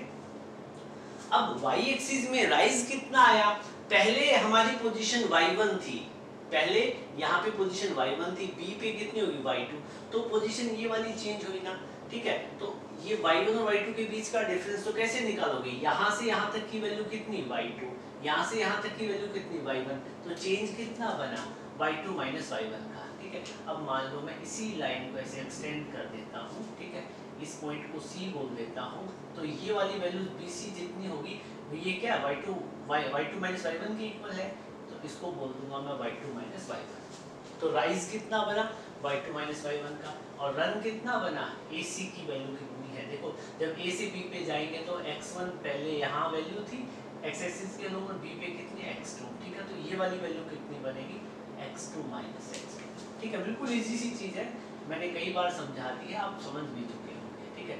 तो स्लोप बेसिकली इनका रेशियो होता है, ठीक है। स्लोप होता है y2 माइनस y1 अपॉन में x2 माइनस x1, ठीक है बेटा। अब मेरी बात सुनो ध्यान से, ये जो ABC यहाँ पे राइट एंगल बन गई तो यहाँ पे एक एंगल थीटा भी बनता है, ठीक है। अब मैं यहाँ पे आपसे कहूँ कि जो tan थीटा फाइंड आउट करो, इस ABC राइट एंगल ट्रायंगल में tan थीटा फाइंड आउट करो, तो tan थीटा क्या बनेगा, परपेंडिकुलर अपॉन में बेस, तो परपेंडिकुलर बना BC और बेस बना AC, और यूं समझिएगा कि BC कितना है y2 minus y1, AC x2 minus x1, ठीक है। तो यहाँ से आप क्या कह सकते हो कि जो tan थीटा की वैल्यू कितनी मिली, y2 माइनस y1 अपॉन में x2 माइनस x1, ठीक है। तो स्लोप को आपने क्या बोला था, y2 माइनस y1 अपॉन में x2 माइनस x1 का रेशियो, और यहाँ पे tan थीटा कितना आ रहा है, y2 माइनस y1 और अपॉन में x2 माइनस x1। रियलिटी में क्या होता है, ये tan थीटा ही स्लोप होता है, ठीक है। तो जब भी बात स्लोप की आए तो स्लोप के केस में आप क्या लिखोगे, आपको कोई पूछे स्लोप क्या होता है तो स्लोप होता है tan थीटा, या उसको ये लिख लो y2 माइनस y1 अपॉन में x2 minus x1। You are getting my point, ठीक है। तो इस तरीके से आप स्लोप फाइंड आउट करोगे, you are getting my point, ठीक है। तो अब इसी कॉन्सेप्ट का हम क्या करेंगे, यूज करेंगे। फिर मैंने आपको एक डिफरेंशिएशन में भी बताया था, उस चीज का भी आपको ध्यान रखना है, ठीक है। डिफरेंशिएशन के केस में मैंने बताया था कि सपोज करो आपके पास में ये y एक्सिस है, ये x एक्सिस है, ग्राफ आपको स्ट्रेट लाइन ना मिलके कुछ ऐसे मिला, ठीक है। और इस यहाँ पे दो पॉइंट है, एक पॉइंट A है और दूसरा पॉइंट B है, दोनों point they are very close to each other. अब इस सिचुएशन में हमें स्लोप निकालना है तो हम क्या करेंगे, ठीक है। तो देखो अब सिचुएशन यहाँ पे भी कुछ ऐसी बनेगी, ये जो A पॉइंट है इसके दो कोऑर्डिनेट होंगे, ठीक है। A पॉइंट के कोऑर्डिनेट मैं यहाँ पे दिखा देता हूँ, A पॉइंट के कोऑर्डिनेट बनेंगे x1 y1 से, B के कितने बनेंगे x2 y2, ओके। अब मैं इन कोऑर्डिनेट को दिखाने की कोशिश करूं तो ये जो कोऑर्डिनेट है यहाँ पे देखो, यहाँ पे वैल्यू मिलेगी आपको y एक्सिस के अलोंग y1 और यहाँ पे मिलेगी y2, ठीक है। एक x एक्सिस के अलोंग कितनी मिलेगी बेटा x1, और y एक्सिस के सॉरी x एक्सिस के अलोंग A पॉइंट का कोऑर्डिनेट x1 होगा, B का कितना होगा x2, ठीक है। और मैं इस लाइन को ऐसे एक्सटेंड करता हूँ इधर ऐसे, ठीक है। तो ये जहाँ पे लाइन के साथ कट करेगा उस पॉइंट को मैं C बोल देता हूँ। अब इस पर्टिकुलर सिचुएशन के केस में मेरे को स्लोप फाइंड आउट करना हो तो मैं क्या करूँगा, सेम प्रोसेस है मेरा, ठीक है। स्लोप फाइंड आउट करने के लिए मेरे को यहाँ पे स्लोप फाइंड आउट करूँगा, या यूँ कह दो कि मेरे को tan थीटा फाइंड आउट करना है, बात तो एक ही है, ठीक है। और यहाँ पे जब मैं tan थीटा फाइंड आउट करूंगा तो बेटा यहाँ पे देखो ये जो लाइन है ये एक कर्व लाइन है, मतलब ये जो ट्रायंगल बनी हुई है ये कुछ right angle exact right angle triangle नहीं है, बल्कि ये इस तरह से कर्व्ड लाइन है। ठीक है, तो एक अप्रोक्सीमेशन का कॉन्सेप्ट लगाते हैं हम, लिमिट का कॉन्सेप्ट लगाते हैं और यूं कहिएगा कि यूं समझो कि मैं यहाँ पे एक टेंजेंट ड्रॉ कर देता हूँ, टेंजेंट। ठीक है, रियलिटी में ए और ये कॉन्सेप्ट तब यूज करते हैं जब ए और बी पॉइंट बिल्कुल क्लोज होते हैं, वेरी क्लोज। मैंने डिफरेंशिएशन में आपको बताया है, आप वो लेक्चर देख सकते हो। तो क्या है कि जब ए और बी पॉइंट बिल्कुल क्लोज होंगे तो मैं इन पे एक टेंजेंट ड्रॉ कर दूंगा। एक टेंजेंट एक टचिंग लाइन होती है, स्पर्श रेखा। ठीक है, अब मैं यहाँ पे एक टेंजेंट ड्रॉ कर दूं, ठीक है, तो चलेगा। अब ये एबीसी एक ऑलमोस्ट राइट एंगल ट्रायंगल बन चुकी है। ठीक है, अब इस केस में मैं ये कहूँ कि BC की वैल्यू कितनी होगी, देखो तो टोटल वैल्यू y2 थी, इतनी y1 है। जो ये वैल्यू बनेगी ये बनेगी y2 माइनस y1। राइज कितना होगा y2 माइनस y1 का, और रन कितना बनेगा आपका इस केस में AC का। ठीक है, ठीक है ना, पहले वैल्यू ये x1 थी, ये इतनी x2 थी, तो इस केस में जो x एक्सिस में चेंज कितना आएगा x2 माइनस x1 का, ये इतना चेंज आएगा। ठीक है, और tan थीटा होता है क्या, बेसिकली परपेंडिकुलर अपॉन में बेस का रेशियो, तो BC अपॉन में AC का रेशियो। BC कितना है y2 माइनस y1, AC कितना है x2 minus x1। But A and B are very close point। A और B दोनों very close point है। ठीक है, तो इन दोनों के बीच का डिफरेंस भी बिल्कुल कम हो जाएगा, y2 माइनस y1 और x2 माइनस x1 का, इनका डिफरेंस भी कम हो जाएगा। तो मैं y2 माइनस y1 को dy लिख दूंगा और x2 माइनस x1 को क्या लिख दूंगा, dx लिख दूंगा। ठीक है, तो ये क्या हो जाएगा, rate of change of y with respect to x। ठीक है, तो ये dy by dx, ये डिफरेंशिएशन हो जाएगा y का x के रिस्पेक्ट में। यही वो टोटल कॉन्सेप्ट मिलता है। मतलब क्या है, आप dy by dx कहीं पे फाइंड आउट कर रहे हो तो वो स्लोप है, tan थीटा फाइंड आउट कर रहे हो वो स्लोप है, राइज और रन का रेशियो मतलब चेंज इन y और चेंज इन x एक्सिस का रेशियो फाइंड आउट कर रहे हो तो वो स्लोप है। ठीक है, तो इन सभी केसेस में कहीं आपको स्ट्रेट लाइन मिलेगी तो स्लोप ऐसे फाइंड आउट कर लोगे, कर्व लाइन मिलेगी तो टेंजेंट ड्रॉ करके कर लोगे। ठीक है, आप इसको एक बार नोट करें फिर आगे करें। अभी हमने स्लोप के बेसिक कॉन्सेप्ट को पढ़ा है। अब पीछे वाले टॉपिक को आप कॉन्सेप्ट ऑफ स्लोप का टाइटल दे सकते हो, हमारे पोजीशन टाइम ग्राफ का स्लोप अब हम डिस्कस करेंगे। ठीक है, so you know that slope of position time graph में हमें पोजीशन टाइम ग्राफ बनाने पड़ेंगे। तो थोड़ा सा याद करो, हमने कुछ पोजीशन टाइम ग्राफ बनाए थे। ये x पोजीशन को रिप्रेजेंट कर रहा है, ठीक है, और t क्या चीज है, टाइम को रिप्रेजेंट कर रहा है। यहाँ पे टाइम कितना है, t। ठीक है, कई तरह की हमें शेप्स मिली थी। सपोज करो कि मैंने जो ग्राफ बनाया था यूनिफॉर्म मोशन वाला, ठीक है, दो ग्राफ बने थे, मैं कोई भी एक ग्राफ ले लेता हूँ, कोई फर्क नहीं पड़ेगा। मैं एक ऐसा ग्राफ ले लेता हूँ जो ओरिजिन से स्टार्ट हो रहा हो। ठीक है, तो ये जो ग्राफ किसको रिप्रेजेंट कर रहा है, this is the position time graph for uniform motion. ये यूनिफॉर्म मोशन के लिए है, और जिसके केस में क्या है, ऑब्जेक्ट ओरिजिन से चलना स्टार्ट करता है। ठीक है, मतलब जहाँ डिस्टेंस कितनी है आपकी 0 है। ठीक है, तो इस केस में जब ऐसा ग्राफ हो उसका स्लोप फाइंड आउट करेंगे तो हमें क्या बेनिफिट होगा। ठीक है, तो अब आप यहाँ पे देखो, अब पोजीशन के केस में क्या है, आप डिस्टेंस भी ले सकते हो, डिस्प्लेसमेंट भी ले सकते हो। ठीक है, अब मैं ये जो केस की बात कर रहा हूँ ये पर्टिकुलरली ले रहा हूँ, if an object moves in straight line. ये वो केस ले रहा हूँ जिसमें ऑब्जेक्ट क्या है, स्ट्रेट लाइन में मूव कर रहा है। ठीक है बेटा, अब देखो पोजीशन को मैं x से रिप्रेजेंट कर रहा हूँ, टाइम को t से रिप्रेजेंट कर रहा हूँ। ठीक है, अब इस ग्राफ का हम स्लोप फाइंड आउट करेंगे और देखेंगे कि हमें क्या फाइंड मिलेगा। तो इस केस में इस ग्राफ का स्लोप फाइंड आउट करने के लिए इस ग्राफ पे हमें 2 पॉइंट लेने पड़ेंगे।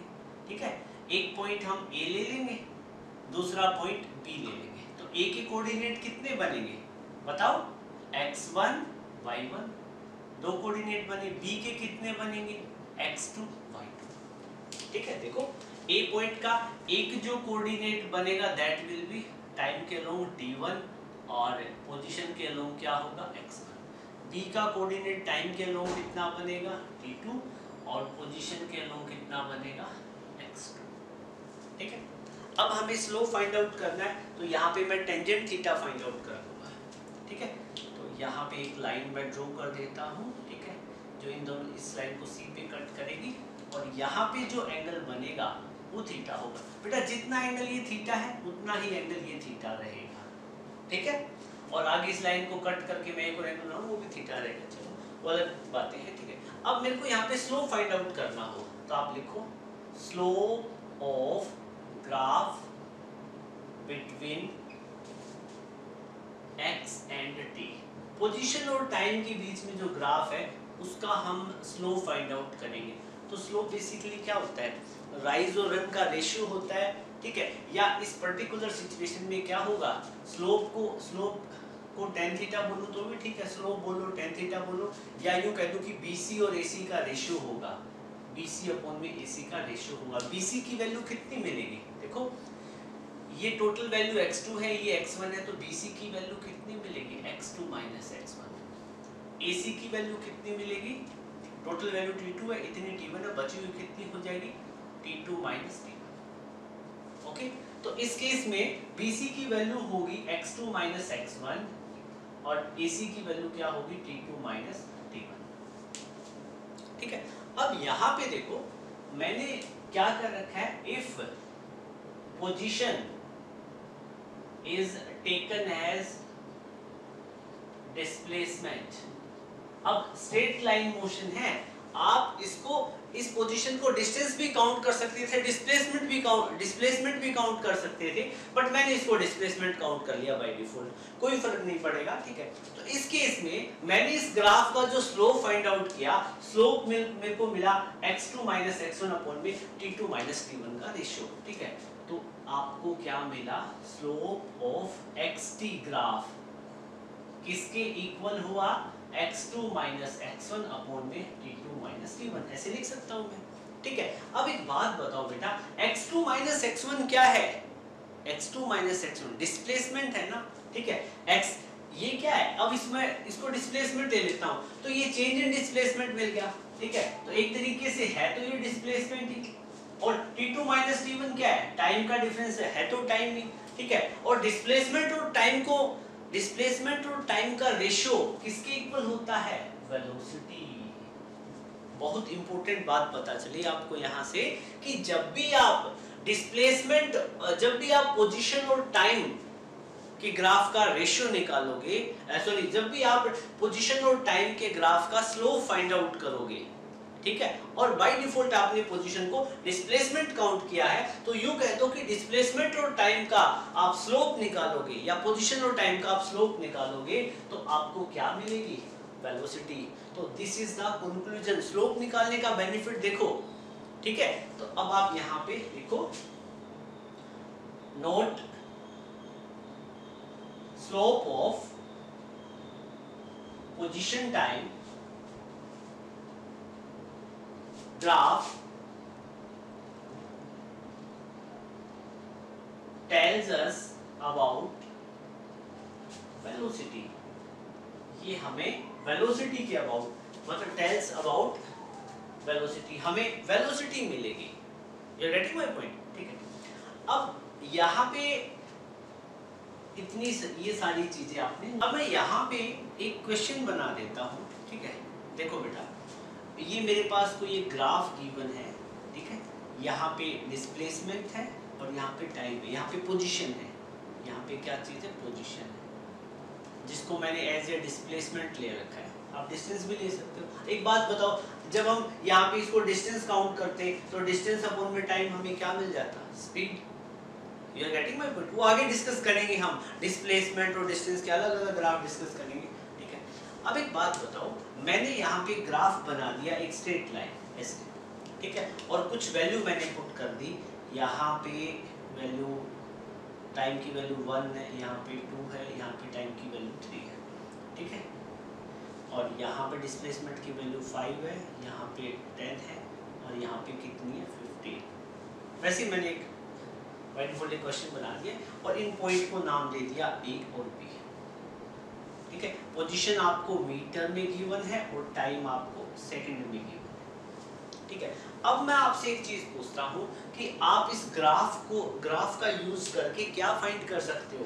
आपको पोजीशन और टाइम के बीच में ग्राफ है, ठीक है, इससे क्या आप वेलोसिटी फाइंड कर सकते हो। ठीक है, फाइंड वेलोसिटी यूजिंग ग्राफ।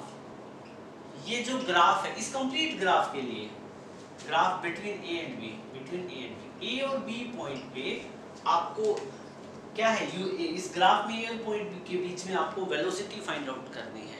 पहली बात ध्यान से सुनो, पोजीशन और टाइम के बीच में एक स्ट्रेट लाइन है। ठीक है, तो स्ट्रेट लाइन एक यूनिफॉर्म मोशन रिप्रेजेंट करती है। आप यहाँ से वेलोसिटी की वैल्यू मिलेगी आपको, तो वो एक यूनिफॉर्म वेलोसिटी की वैल्यू होगी, या यूं कहेगा एक कांस्टेंट वेलोसिटी होगी। ठीक है, तो आप कैसे फाइंड आउट करोगे। आपके पास में जब पोजीशन टाइम ग्राफ दिख जाए उसका स्लोप फाइंड आउट कर लो। ठीक है, तो आप लिखो we know slope of position time graph किसके इक्वल होता है, वेलोसिटी के इक्वल। और यहाँ से वेलोसिटी आप निकाल लो, ए पॉइंट है, बी पॉइंट है, इस पॉइंट को मैं सी नाम दे दूं। ठीक है, तो अब आप क्या करोगे, यहाँ पे स्लोप फाइंड आउट कर लो। ये एंगल कितना बना रहा होगा, थीटा। तो आप slope of x T graph आपको वेलोसिटी बताता है, या स्लोप को आप tan थीटा लिख सकते हो। इस सिचुएशन में tan थीटा क्या होगा, BC अपॉन में AC होगा, और BC की वैल्यू कितनी है 15। ठीक है, और AC की वैल्यू कितनी है 3, तो वैल्यू आ जाएगी आपके पास 5 मीटर पर सेकेंड। वैल्यू कितनी आ जाएगी 5 मीटर पर सेकेंड। ठीक है, तो आपको ऐसे क्वेश्चन मिलेंगे। ठीक है, आपसे ऐसे क्वेश्चन एग्जाम में पूछे जाएंगे। तो जब भी पोजीशन टाइम ग्राफ दिखे और आपसे वेलोसिटी पूछे, आप फटाक से tan थीटा फाइंड आउट कर लो, स्लोप फाइंड आउट कर लो, तो उस केस में आपको वहां वेलोसिटी मिल जाएगी। तो this is the biggest advantage of position time graph. ठीक है, okay, now slope of position time graph हम एक डिफरेंट केस के लिए करेंगे। अभी थोड़ी देर पहले हमने किया ही था, वो यूनिफॉर्मली एक्सेलरेटेड मोशन का केस हो तो उसमें हम पोजीशन टाइम ग्राफ ड्रॉ करते हैं। ये टाइम बना और ये पोजीशन। ठीक है, तो इस केस में अब आपको पता है ग्राफ की शेप कैसे आती है। ठीक है, ग्राफ यहाँ से भी स्टार्ट कर सकते हो, यहाँ पे बस आपको शेप याद होनी चाहिए। ये यूनिफॉर्मली एक्सेलरेटेड मोशन के केस की शेप थी। यहाँ पे हम क्या देखेंगे कि अब हमें इस ग्राफ का स्लोप फाइंड आउट करना है, तो हमें 2 पॉइंट लेने पड़ेंगे, बट ये कर्व्ड शेप है तो हमें दोनों पॉइंट क्या है बिल्कुल नियर बाय लेने पड़ेंगे, ए और बी। सेपरेशन दिखा रहा हूं मैं, इतना ज्यादा रियलिटी में होता नहीं है, क्योंकि अदरवाइज डायग्राम कॉम्प्लिकेटेड बन जाएगा। तो इस केस में ए का कोऑर्डिनेट यहाँ पे बनेगा कितना x1 और बी का कोऑर्डिनेट बनेगा x2। अभी कह दोगे सर इस एक्सिस के अलोंग तो आपने y दिखाया था, यहाँ x दिखाया था। नहीं, अब हमारे पास पोजीशन टाइम ग्राफ है, तो मतलब रनिंग एक्सिस के अलोंग हम क्या है टाइम लेंगे, और राइजिंग एक्सिस के अलोंग हम पोजीशन लेंगे। ठीक है, और a का कोऑर्डिनेट इसके अलोंग यहाँ पे वैल्यू कितनी होगी t1, और ये वाली वैल्यू कितनी होगी t2। आप समझ गए होगे, इतना तो समझते हो। ठीक है, और फिर यहाँ पे आपको स्लोप फाइंड आउट करना है, तो आपको यहाँ राइट एंगल ट्रायंगल भी बनानी पड़ेगी। ठीक है, tan थीटा फाइंड आउट करना पड़ेगा। तो मैं ए बी एक कर्व्ड लाइन है, तो इसको ऑलमोस्ट एक स्ट्रेट लाइन बनाने का अप्रोक्सीमेशन का कॉन्सेप्ट लेंगे और इसको अज्यूम करेंगे कि एक स्ट्रेट लाइन है। ठीक है, तो टेंजेंट ड्रॉ करके बाय ड्रॉइंग टेंजेंट, और टेंजेंट ऐसे ड्रॉ कर देते हैं। ठीक है, ये टेंजेंट ही होता है। और आपको पता है यहाँ पे पता नहीं है तो होना चाहिए, या ये लाइन कट करेंगे तो ये पॉइंट सी मिलता है। ठीक है, और फिर यहाँ पे जो एंगल मिलता है उसको हम थीटा लेते हैं। ठीक है, और अब ये ABC एक राइट एंगल ट्रायंगल बन जाती है ना। तो अब हम इस पोजीशन और टाइम ग्राफ का स्लोप बड़ा ही इजीली फाइंड आउट कर पाएंगे इस अप्रोक्सीमेशन के कॉन्सेप्ट से।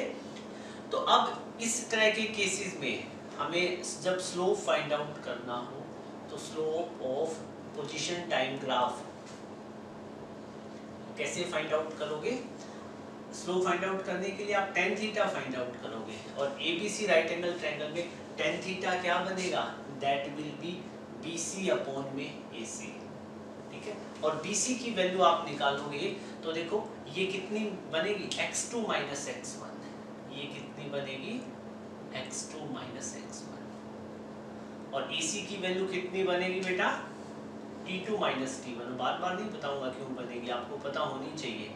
T2 माइनस T1, ठीक है। होपफुली विजिबिलिटी होगी, ठीक है। नहीं है तो मैं एक बार और ड्रॉ कर देता हूँ। ये वैल्यू AC की बनेगी T2 माइनस T1, ठीक है। अब एक बात बताओ, x2 minus x1 small difference होता है, इसको मैं dx लिख देता हूँ, ठीक है ना। dx क्या रिप्रेजेंट कर रहा है? Small change in position. Position में बहुत कम चेंज, मतलब ये पोजीशन आपने डिस्प्लेसमेंट लिए तो डिस्प्लेसमेंट में स्मॉल चेंज, डिस्टेंस लिए तो डिस्टेंस में small change. Okay good. So T2 minus T1 क्या है? T2 माइनस T1 को आप, ये भी टाइम में स्मॉल चेंज है dt। जब लिमिट का डिफरेंशिएशन में मैंने बताया था कि ये जो टाइम का डिफरेंस इतना कम होता है कि दैट अप्रोचेस टू जीरो, वो जीरो को अप्रोच करता है, तो उस केस में dt क्या चीज हो जाएगा आपका? Small change in time. Congested ना हो, देख लें, तो डायग्राम ये कंजस्टेड हो ही जाता है, ठीक है। तो BC की वैल्यू को मैं क्या पुट कर सकता हूँ? dx और AC की वैल्यू को dt, ठीक है। अब एक बात बताओ, dx क्या चीज है? स्मॉल चेंज इन पोजीशन, ठीक है। और ये पोजीशन क्या हो सकती है? It can be distance, it can be displacement, ठीक है। But by default if I take displacement, मैं डिस्प्लेसमेंट लेता हूँ तो small change in position upon में क्या देगा? स्मॉल चेंज इन टाइम, ठीक है। इफ आई टेक डिस्प्लेसमेंट, तो डिस्प्लेसमेंट अपॉन में टाइम का रेशियो ये किसके इक्वल बन जाएगा? वेलोसिटी। और ये वेलोसिटी कौन सी होती है? dx by dt वाली। जब टाइम इंटरवल वेरी स्मॉल हो तो उस केस में जब वेलोसिटी आप निकालते हो ये इंस्टेंटेनियस वेलोसिटी बन जाएगी। इंस्टेंटेनियस वेलोसिटी स्पेलिंग याद नहीं रहती, आप देख लेना, ठीक है। इंस्टेंटेनियस वेलोसिटी बन जाएगी, ठीक है। तो अब आप इस स्लोप से जब dx by dt निकालते हो तो इस केसेस में आपको इंस्टेंटेनियस वेलोसिटी मिलेगी, ठीक है बेटा। सो it was all about position time graph. उम्मीद करता हूँ आपको अच्छे से समझ में आया होगा, ठीक है। नोट, अब इसको नोट करो, फिर आगे इसी से रिलेटेड कुछ और डिस्कस करेंगे बेटा। Now we will discuss about some important point related to slope of position time graph. अब आप यहाँ पे नोट करेंगे और इन सभी पॉइंट को अच्छे से आपको याद भी रखना है, ठीक है ना। ये सारे के सारे इम्पोर्टेंट पॉइंट है, क्योंकि जब भी आप अच्छे लेवल का कोई भी न्यूमेरिकल करोगे या ग्राफ से रिलेटेड क्वेश्चन करोगे तो इन कॉन्सेप्ट का आपके माइंड में होना बेहद जरूरी है, ठीक है। तो important point related to position time graph. Position time graph discuss कर रहे हैं, तो सपोज करो ये मेरे पास पोजीशन टाइम ग्राफ है, ठीक है। पोजीशन और टाइम, ठीक है, यहाँ पे लिख दीजिएगा। यहाँ पे पोजीशन है और यहाँ पे टाइम है, ठीक है। आपको पता है बेटा पोजीशन और टाइम के ग्राफ के बीच में अलग अलग तरह की आपको शेप्स मिलेगी, ठीक है। मोशन के अकॉर्डिंग ग्राफ की शेप मिलेगी। तो सपोज करो कि ग्राफ की शेप ऐसे आती है, एक स्ट्रेट लाइन आती है, तो ये यूनिफॉर्म मोशन होता है, ठीक है। अब इस केस में मैं ग्राफ का स्लोप फाइंड आउट करूंगा, ठीक है। तो मेरे को इस केस में ग्राफ का स्लोप फाइंड आउट करना हो तो मेरे को क्या फाइंड आउट करना पड़ेगा? tan थीटा, ठीक है।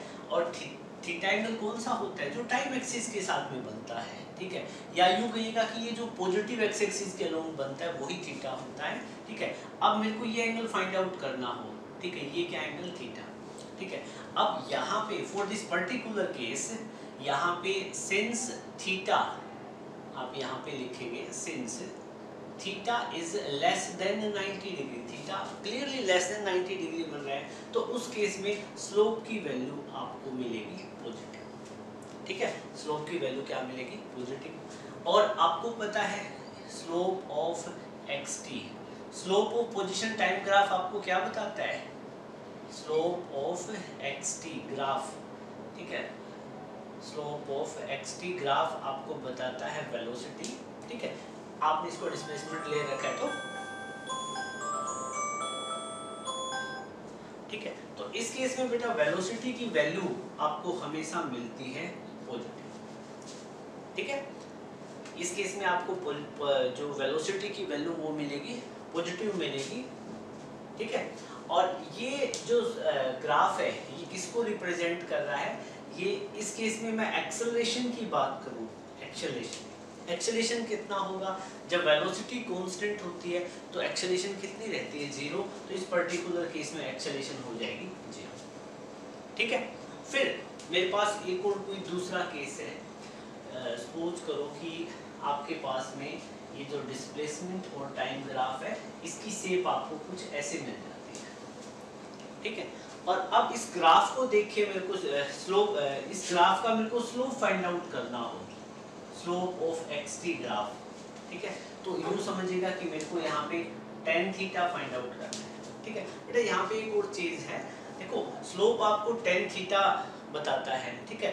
इस वाले केस में थीटा हमेशा लेस देन 90 होता है, तो tan 90 से हमेशा लेस होगा। और आपको पता है tan 90 से जब भी लेस हो तो tan थीटा पॉजिटिव होता है, tan 30, tan 60, ये वैल्यू पढ़ते हो ना, √3, 1/√3, इस तरह की वैल्यू आप निकालते हो, tan 45 की 1 होती है, तो वो सारी की सारी पॉजिटिव वैल्यू मिलती है। तो स्लोप इस केस में, इस पर्टिकुलर इस केस में तो आपको क्या मिलेगा?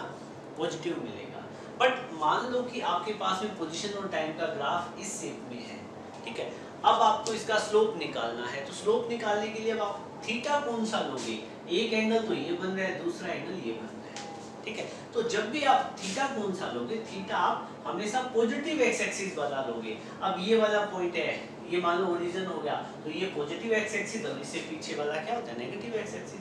ये तो आपको पता है ना, जैसे एक लाइन है, लाइन में यहाँ पे ओरिजिन आपने ले लिया, कहीं पे भी आप ओरिजिन ले लो कोई फर्क नहीं पड़ेगा। ओरिजिन से जो लेफ्ट वाली होती है वो positive x axis running axis के अलोंग, और अपोजिट में इसके ये वाला नेगेटिव एक्स एक्सिस। तो हमेशा इस चीज का आपको ध्यान रखना है, ये वाला एंगल ही लोगे आप स्लोप फाइंड आउट करने के लिए। तो क्लियरली आपको ये वाला एंगल देखो 90 से ग्रेटर है ना, यहाँ पे 90 होता तो ये 90 से ज्यादा है।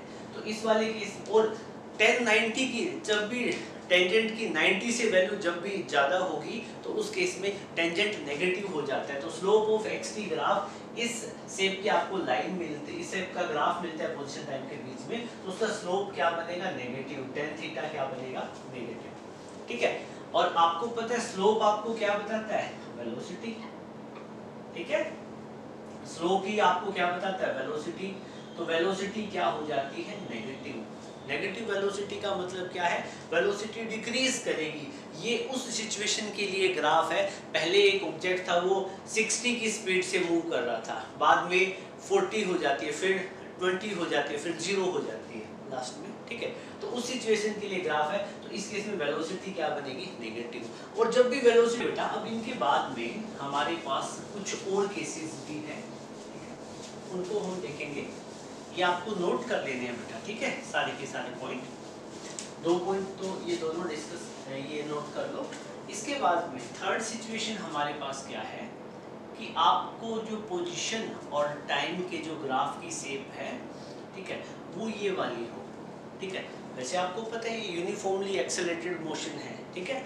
इसमें कंटिन्यूअसली ऑब्जेक्ट की स्पीड इंक्रीज कर रही है, ठीक है। और एक्सेलरेशन क्या है?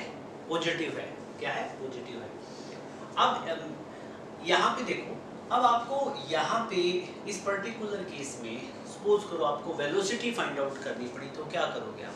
आपका क्या क्या क्या करना होगा? किसी पर्टिकुलर पॉइंट पे तो आपको इस टेंजेंट ड्रॉ करना होगा, आपने टेंजेंट ड्रॉ कर देना है ऐसे, ठीक है। अब टेंजेंट आप यहाँ पे ड्रॉ करोगे तो थीटा बनेगा यहाँ पे, फिर आप कहोगे सर हम तो यहाँ बनाते, कोई नहीं, यहाँ बना दो, एक डॉटेड लाइन यहाँ बना दो, इसके पैरेलल बना दो, ये वाला एंगल थीटा जितना है उतना ही है, ठीक है। इस पर्टिकुलर केस की बात करूं तो यहाँ पे सिंस थीटा लेस देन 90 है, greater than 90, clearly theta is less than 90, तो आपको पता है tan थीटा की वैल्यू क्या मिलेगी? पॉजिटिव। और जब tan थीटा की वैल्यू पॉजिटिव है, आपको पता है slope of position time graph किसके इक्वल होता है, tan थीटा, और tan थीटा की वैल्यू पॉजिटिव है तो नेचुरल सी बात है वेलोसिटी भी क्या होगी, वेलोसिटी भी क्या होगी, पॉजिटिव। यहाँ पे वेलोसिटी क्या, इस पर्टिकुलर केस में वेलोसिटी पॉजिटिव होगी। और ये वही केस है, आप याद करोगे तो, जिसमें ऑब्जेक्ट की स्पीड कंटिन्यूअसली इंक्रीज करती है, ठीक है। और वेलोसिटी पॉजिटिव है तो पहले वेलोसिटी 5 थी, बाद में 10 होगी। तो एक्सेलरेशन की बात करेंगे तो अगेन एक्सेलरेशन की वैल्यू भी क्या मिलेगी, पॉजिटिव। यहाँ पे एक्सेलरेशन भी हमें मिलेगी पॉजिटिव, ए की वैल्यू एक्सेलरेशन ए से रिप्रेजेंट करते हैं। तो यहाँ पे क्या बना अपना, theta less than 90, tan theta positive, slope positive, tan theta positive तो स्लोप पॉजिटिव, और स्लोप पॉजिटिव तो वेलोसिटी पॉजिटिव, क्योंकि स्लोप वेलोसिटी बताता है, और वेलोसिटी पॉजिटिव तो कंटिन्यूअसली वेलोसिटी आपको पता है इंक्रीज कर रही है यहाँ पे, ठीक है। यहाँ पे वेलोसिटी क्या कर रही है, इंक्रीज कर रही है। इंक्रीज का कैसे पता करोगे आप, ठीक है। अब सपोज करो ये वाला पॉइंट P1 था, P1 एंगल कितना बना, थीटा। अब इस यहाँ पे कोई एक पॉइंट P2 है, मैं इस पे वेलोसिटी फाइंड आउट करना चाहूँ तो मेरे को क्या करना पड़ेगा, इस पे टेंजेंट ड्रॉ करना पड़ेगा, ठीक है। फिर मैं एंगल देखूंगा, ये वाला एंगल कितना बनेगा, इस थीटा से ज्यादा बनेगा, थीटा डैश, ठीक है। मैं इसको थीटा 1 बोल देता हूँ, चलो थीटा डैश, ठीक है। अब ये वाला एंगल इस थीटा डैश इससे ज़्यादा बनेगा, तो मान लो ये वाला tan 30 था, ये वाला कितना बना, tan 60, तो tan 60 की वैल्यू 30 से ज़्यादा होती है। You are getting my point. तो इस केस में आपको ये भी पता है, इफ थीटा इंक्रीजेज तो tan थीटा क्या करेगा, इंक्रीज करेगा। और आपके पास पोजीशन टाइम ग्राफ है, then slope of xt graph, जो slope of position time graph है वो इंक्रीज करेगा। तो क्लियरली इस पॉइंट पे वेलोसिटी कम होगी और यहाँ पे ज्यादा होगी, इसके कंपैरेटिवली ज्यादा होगी। इस वाले पॉइंट पे फाइंड आउट करेंगे तो यहाँ वेलोसिटी ज्यादा होगी, यहाँ कम होगी। You are getting my point, ठीक है। तो आप टेंजेंट ड्रॉ करके देखो, तो यहाँ पे टेंजेंट थीटा डैश है, तो यहाँ पे सिचुएशन क्या बनी है, इतना लिख लिया आपने, फिर इसके बाद में लिख लो। अब ये जस्ट मैंने इसलिए बताया क्योंकि वेलोसिटी कंटीन्यूअसली इंक्रीज करेगी, तो आपको किसी भी पॉइंट पे वेलोसिटी चेक करनी हो तो आप वहां पे टेंजेंट ड्रॉ कर दो, ठीक है। तो इस पर्टिकुलर, ये जो पर्टिकुलर केस हमें क्या रिप्रेजेंट कर रहा है, थीटा यहाँ पे लेस देन 90 है, tan थीटा पॉजिटिव है, वेलोसिटी इंक्रीज कर रही है कंटीन्यूअसली। इस टेंजेंट वाले कॉन्सेप्ट से आपको पता लग जाएगा। और स्लोप भी पॉजिटिव होगा और एक्सेलरेशन भी, वेलोसिटी इंक्रीज करेगी तो एक्सेलरेशन भी पॉजिटिव, ठीक है। अब इसके बाद में हम एक और केस डिस्कस करते हैं, ठीक है। ये वाला केस है, इस पे आप ही मुझे बताओगे कि करना क्या है, ठीक है। आप खुद सोचोगे, बता दो। हमारे पास एक और सिचुएशन है पोजीशन टाइम ग्राफ की, जो हम पहले पढ़ चुके हैं थोड़ी देर पहले। यहाँ पे पोजीशन है, यहाँ पे टाइम है, ठीक है। और पोजीशन और टाइम के बीच में जो ग्राफ की शेप मिली है वो कुछ इस तरीके से मिली आपको, ठीक है। जाना पहचाना ग्राफ है ना, हमने डिस्कस किया था जब यूनिफॉर्मली रिटार्डेशन के केस में ये किया था। बट यहाँ पे कोई जरूरी नहीं है कि हर बार यूनिफॉर्म रिटार्डेशन हो, सिंपल रिटार्डेशन का केस भी हो सकता है। बट हम इस केस में क्या फाइंड आउट कर रहे हैं, यहाँ पे कोई एक पॉइंट P है, ठीक है। सपोज करो यहाँ पे एक पॉइंट P है और दूसरा पॉइंट यहाँ पे P डैश है। मैं आपसे पूछता हूँ कि tell me what will be the velocity at P। P point पे वेलोसिटी कैसे फाइंड आउट करोगे? P पॉइंट पे आपको वेलोसिटी फाइंड आउट करनी हो तो आप just tan theta find out करेंगे, ठीक है। अब tan थीटा फाइंड आउट करने के लिए क्या करना पड़ेगा आपको, P पॉइंट पे एक टेंजेंट ड्रॉ करना पड़ेगा, ठीक है। तो इस तरीके से P पॉइंट पे टेंजेंट ड्रॉ करेगा, ठीक है। और फिर पॉजिटिव एक्स एक्सिस के साथ में ये एंगल फाइंड आउट करोगे, एंगल कितना बना, थीटा।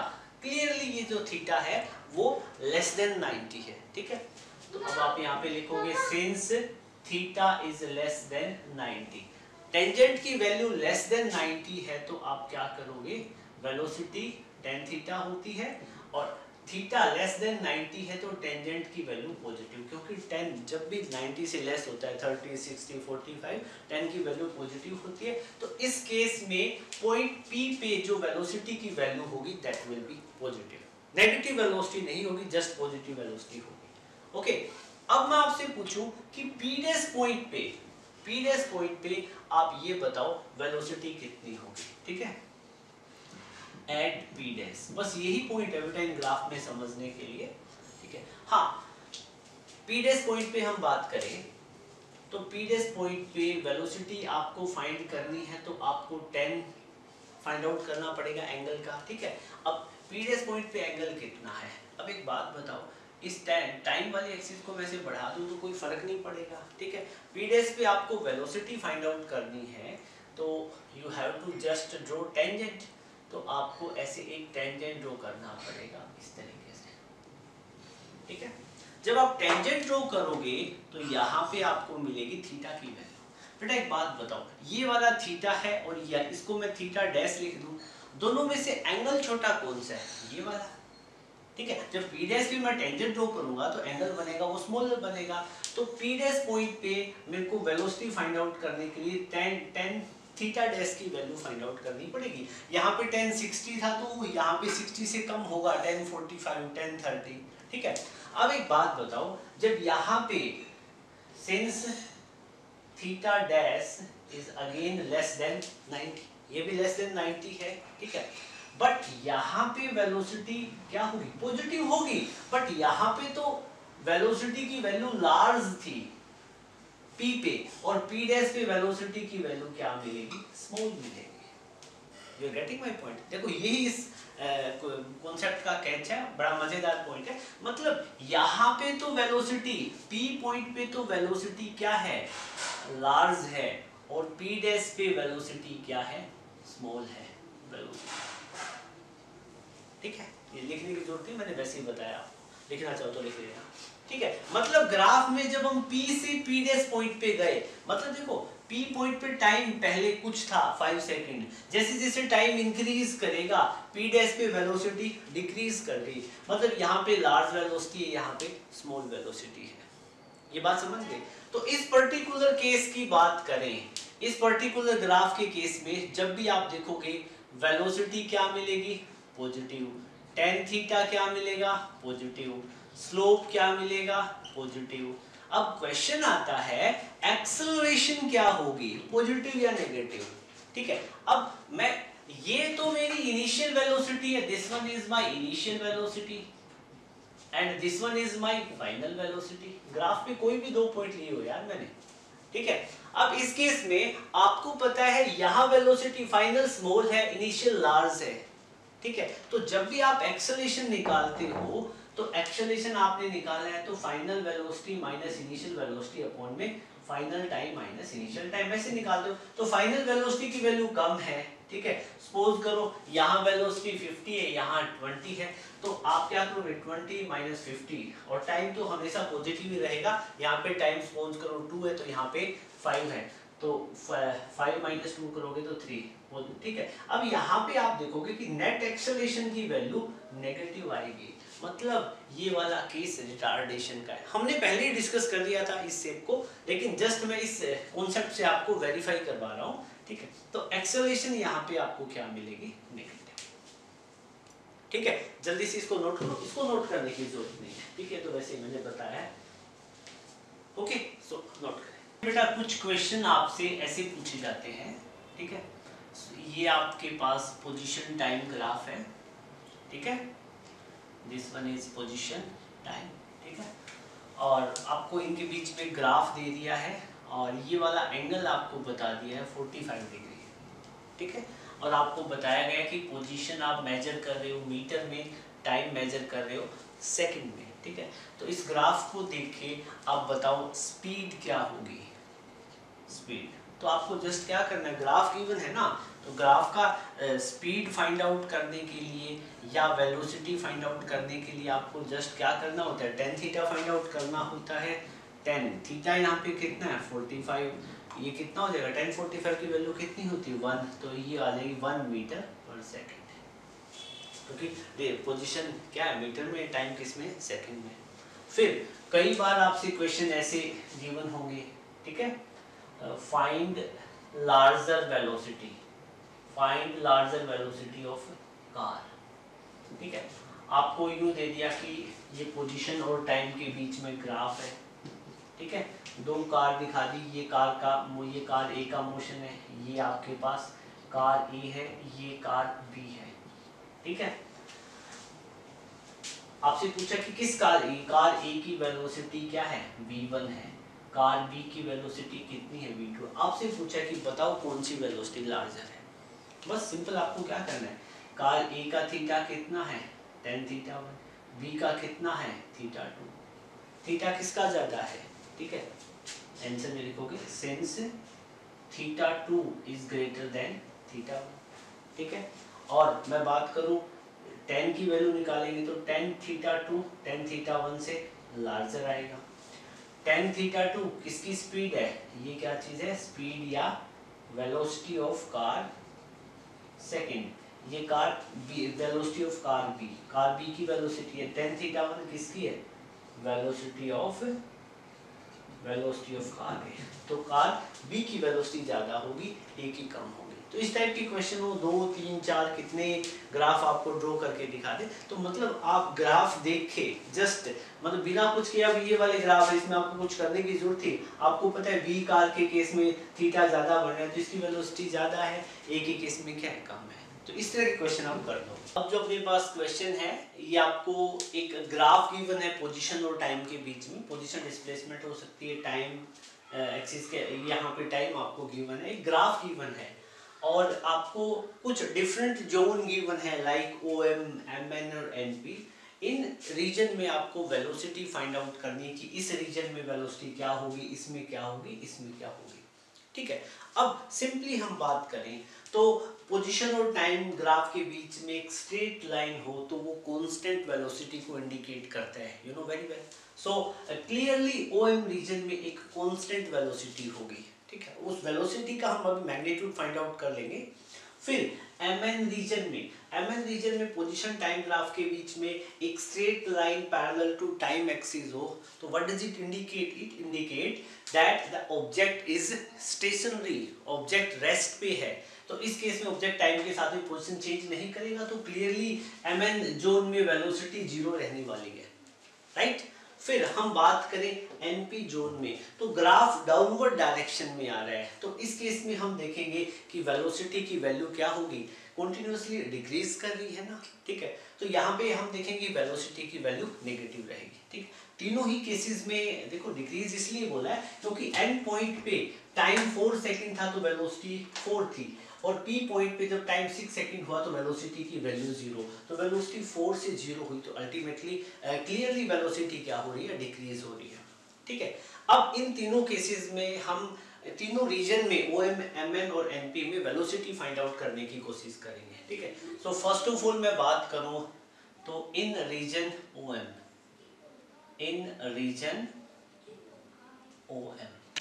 रीजन में हम बात करें तो यहाँ पे हमें वेलोसिटी फाइंड आउट करनी है। ठीक है, वेलोसिटी OM रीजन में फाइंड आउट करेंगे तो आपको पता है OM रीजन में ये वाला पॉइंट 2 पे, ठीक है, और ये वाला पॉइंट 4 पे टच कर रहा है। ओके, सिमिलरली सारे पॉइंट देख लो, ये वाला N वाला यहाँ पे 4 पे। ठीक है, अब OM की वेलोसिटी फाइंड आउट करनी है तो हमें इस लाइन का स्लोप फाइंड आउट कर लेंगे। ठीक है, तो इसका स्लोप फाइंड आउट करते हैं तो क्या होता है, चेंज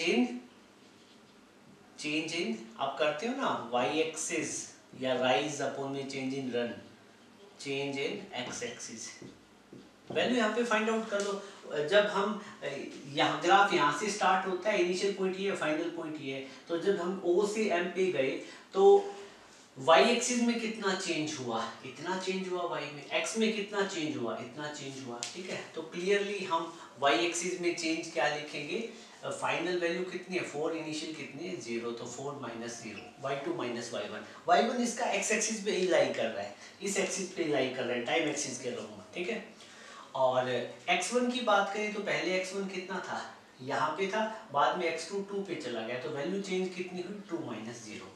ठीक है, यहाँ पे पॉइंट L है और 0 इंडिकेट कर रहा है टाइम और पोजीशन, यहाँ पे 0 है जहाँ पोजीशन और टाइम एक्सिस कट कर रहे हैं। ठीक है, तो हमने यहाँ पे देखा ये जो वैल्यू मिलेगी ये मिलेगी 2 मीटर पर सेकेंड। तो OM क्या इंडिकेट कर रहा है, कह रहा है कि इस जोन में वेलोसिटी क्या रहेगी 2 मीटर पर सेकेंड और ये वेलोसिटी कांस्टेंट रहेगी और ये साथ में वेलोसिटी पॉजिटिव भी रहेगी। ठीक है।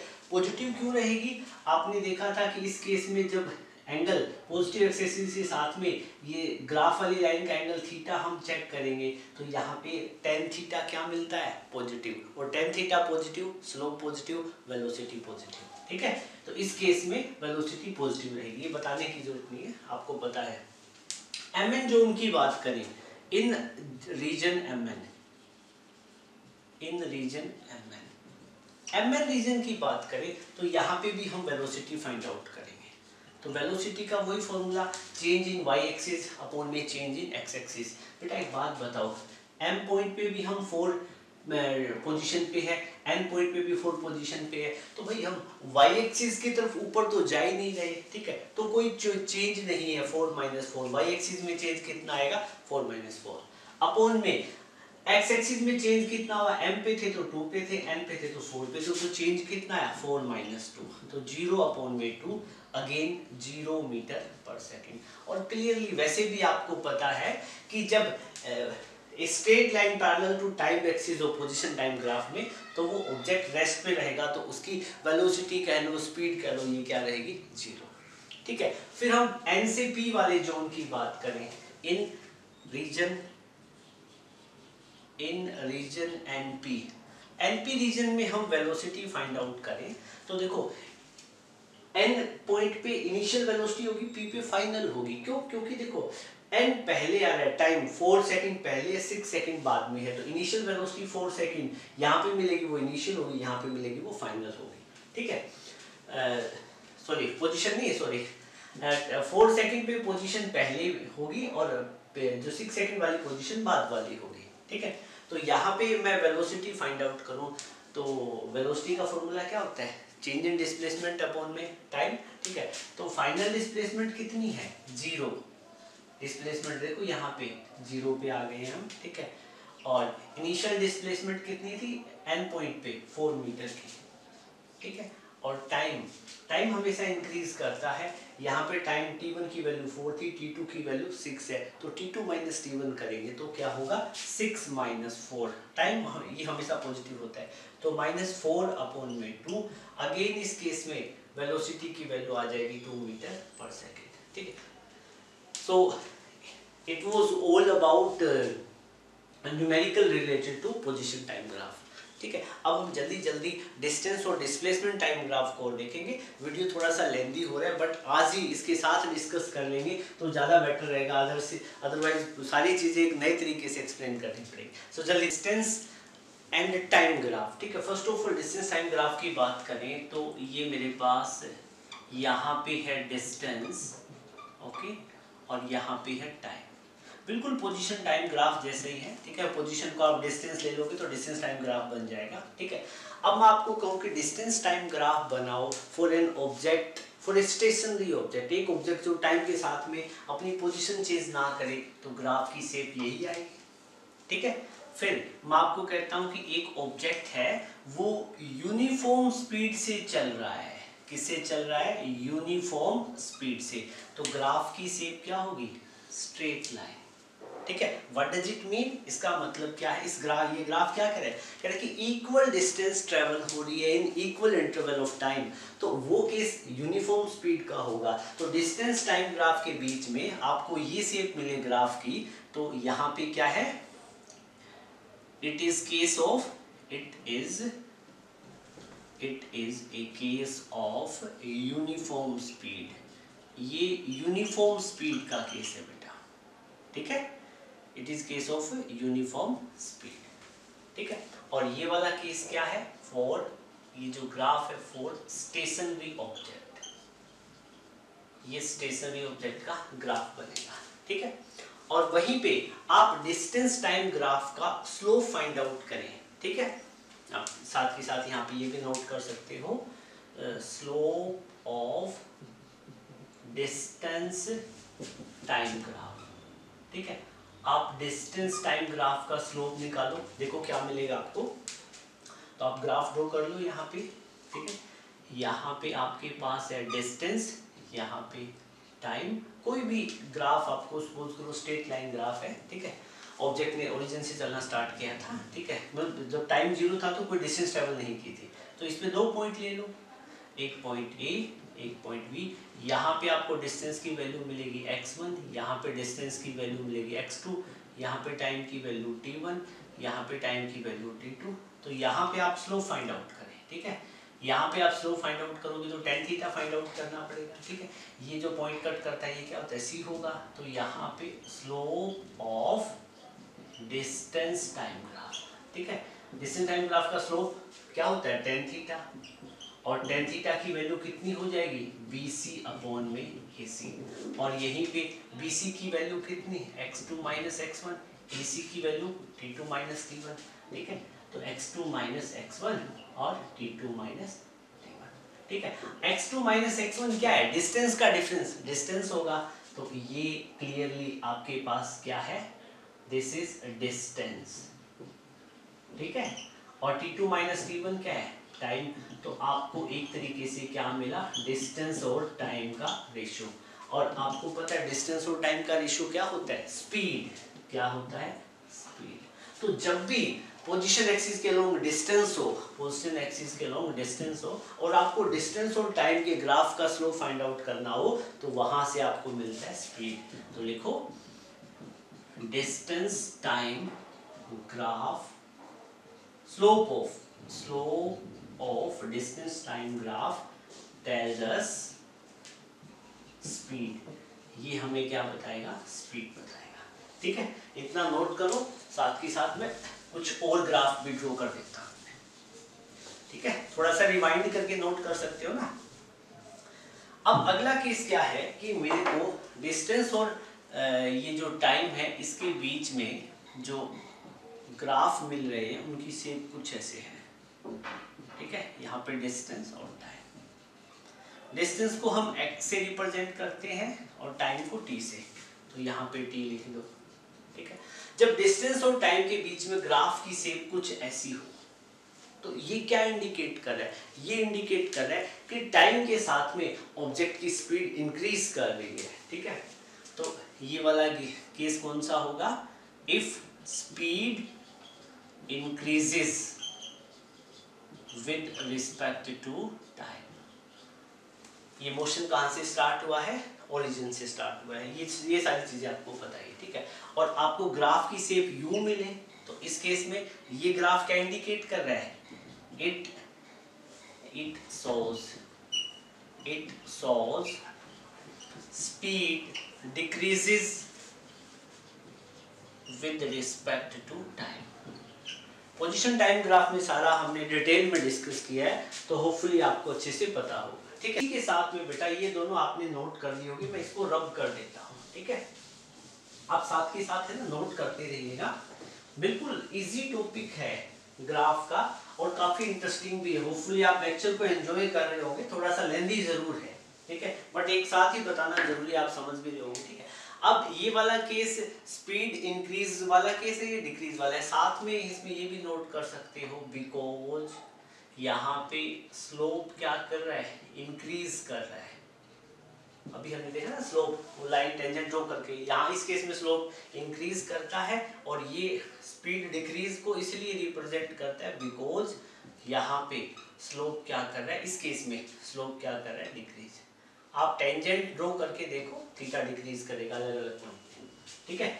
यहाँ पे थीटा अलग होगा, यहाँ पे थीटा अलग होगा, यहाँ पे थीटा ज्यादा होगा, यहाँ पे कम, यहाँ पे और कम, यहाँ पे और कम बनेगा, ठीक है। और पोजीशन टाइम में डिस्कस किया बेटा, सेम चीज है। फिर एक और ना मैं आपसे ये पूछूं कि क्या ये ग्राफ पॉसिबल है, इज दिस ग्राफ पॉसिबल। एक ग्राफ मैंने ड्रॉ किया है, वो बताओ पॉसिबल है क्या। यहाँ तो डिस्टेंस है और यहाँ पे टाइम है, टाइम को t से, डिस्टेंस को x से, ठीक है। मैंने ग्राफ ड्रॉ कर दिया इस तरीके से, क्या पॉसिबल है।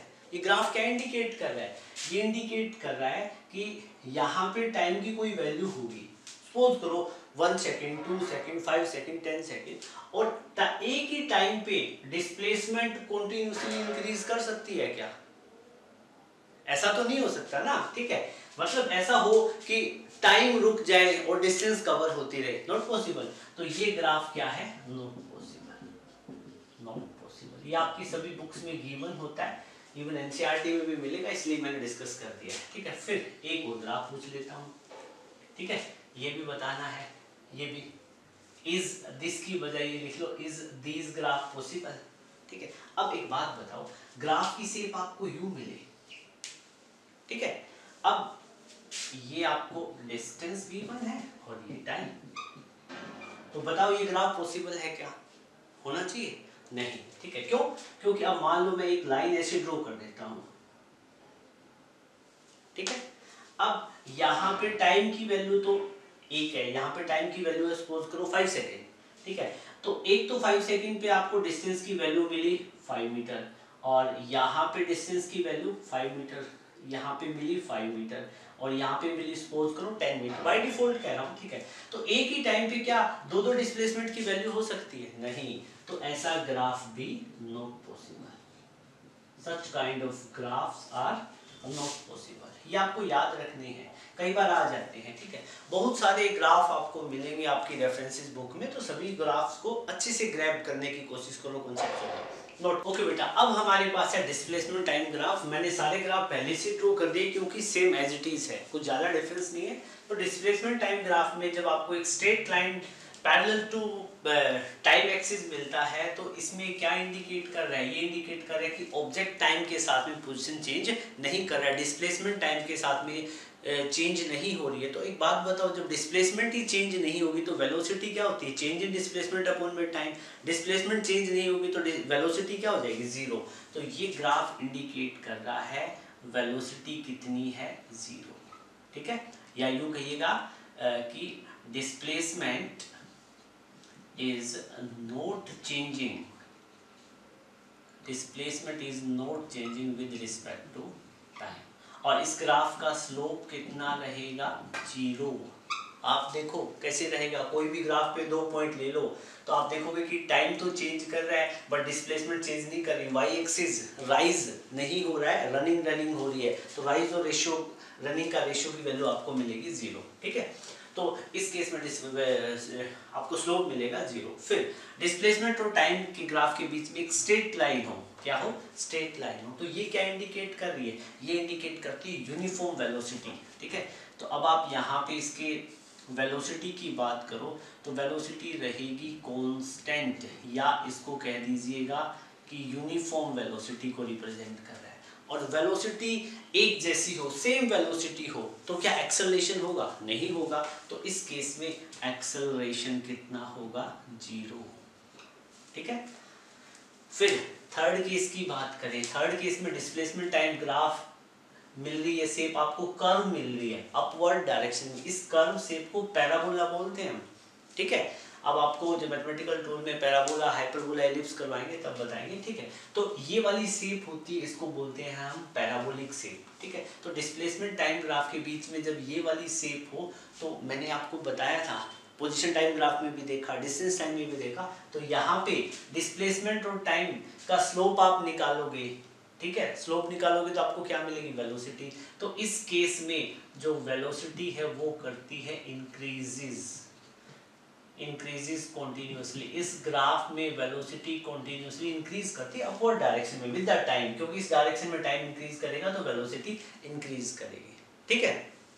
फिर अब आप यहाँ पे एक पॉइंट और नोट कर लो कि for uniform and constant acceleration, मान लो कि कांस्टेंट एक्सेलरेशन का केस मैंने आपको पोजीशन टाइम में बताया था, shape of curve will be parabolic. Parabolic ये वाली शेप क्या होती है, पैराबोलिक, ठीक है। या इसको हम बोल देंगे अपवर्ड कर्व, आपको अपवर्ड कर्व मिलेगी जब मोशन कैसा हो, यूनिफॉर्म एक्सेलरेटेड मोशन या कांस्टेंट एक्सेलरेशन वाला, ठीक है। फिर डिस्प्लेसमेंट टाइम ग्राफ के बीच में ये वाली शेप मिले आपको, ठीक है, एक डाउनवर्ड कर्व मिले, ठीक है। तो इस केस में डाउनवर्ड पैराबोलिक कर्व, तो इस केस में वेलोसिटी टाइम के साथ में क्या करती है, डिक्रीज करती है, ठीक है। यहाँ पे लिखेंगे वेलोसिटी, इस केस में डिस्प्लेसमेंट टाइम के बीच में इस शेप का ग्राफ मिले तो आप लिखोगे कि वेलोसिटी डिक्रीजेस कॉन्टिन्यूअसली टाइम के साथ में। यहाँ वेलोसिटी ज़्यादा है, यहाँ कम, यहाँ कम, यहाँ कम, ठीक है। क्यों? क्योंकि आप टेंजेंट निकाल के स्लोप निकालते जाओ, डिस्प्लेसमेंट टाइम का स्लोप आपको क्या देगा? वेलोसिटी देगा, ठीक है। तो इस केस में आप देखोगे कि यहाँ पे थीटा ज़्यादा होगा, यहाँ पे थीटा और कम, टेंजेंट वाला थीटा, समझ गए ना, ठीक है। तो यहाँ पे वेलोसिटी क्या करेगी? कॉन्टिन्यूअसली डिक्रीज करेगी, ठीक है। और फिर for uniformly retarded motion, for uniformly retarded motion, इसे या इसको deaccelerated motion भी बोल देते हैं, ऐसे लिख लो deaccelerated motion, स्पेलिंग आप देख लेना बेटा। for uniformly retarded motion, ठीक है। shape of curve, shape of, मेरे पास स्पेस नहीं, अदरवाइज इनके नीचे लिखना है, साइड में लिखना, आप देख लेना, ठीक है। shape of curve will be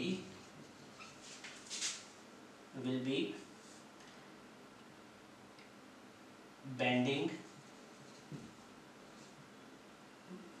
curve bending downward, curve क्या है? डाउनवर्ड डायरेक्शन में बेंड कर रही, वो शेप मिलेगी, ठीक है। इस तरह से डाउनवर्ड डायरेक्शन में बेंड कर रही है, ठीक है। फिर डिस्प्लेसमेंट टाइम ग्राफ के बीच में एक स्ट्रेट लाइन मिले, तो स्ट्रेट लाइन मिलने का मतलब क्या? वेलोसिटी कैसी है? कांस्टेंट, बट ये कांस्टेंट नेगेटिव वेलोसिटी है, मतलब टाइम के साथ में मतलब देखो डिस्प्लेसमेंट इक्वल टाइम में इक्वल इंटरवल में इक्वल डिस्प्लेसमेंट डिक्रीज कर रहा है, ठीक है। और अल्टीमेटली होता डिस्प्लेसमेंट यहाँ पे जीरो हो गया, यहाँ पे सपोज करो कि कोई टाइम टी हो रहा होगा, ठीक है। ये डिस्प्लेसमेंट टाइम एक्सिस है, ये कोई भी एक टाइम की वैल्यू होगी, ठीक है। इस टाइम पे डिस्प्लेसमेंट जीरो हो गया, तो ये ग्राफ क्या इंडिकेट कर रहा है? ये इंडिकेट कर रहा है कि ऑब्जेक्ट है, उसकी वेलोसिटी कॉन्टिन्यूअसली डिक्रीज कर रही है, यूनिफॉर्मली डिक्रीज कर रही है, इक्वल डिस्प्लेसमेंट इक्वल इंटरवल में डिक्रीज कर रहा है, बट अल्टीमेटली उसका डिस्प्लेसमेंट जीरो हो रहा है। डिस्प्लेसमेंट जीरो होने का मतलब क्या है? ऑब्जेक्ट अपनी ओरिजिनल पोजिशन की तरफ आ रहा है, ठीक है। तो यहाँ पे लिखोगे it shows constant negative velocity, कैसी वेलोसिटी है? constant negative velocity and object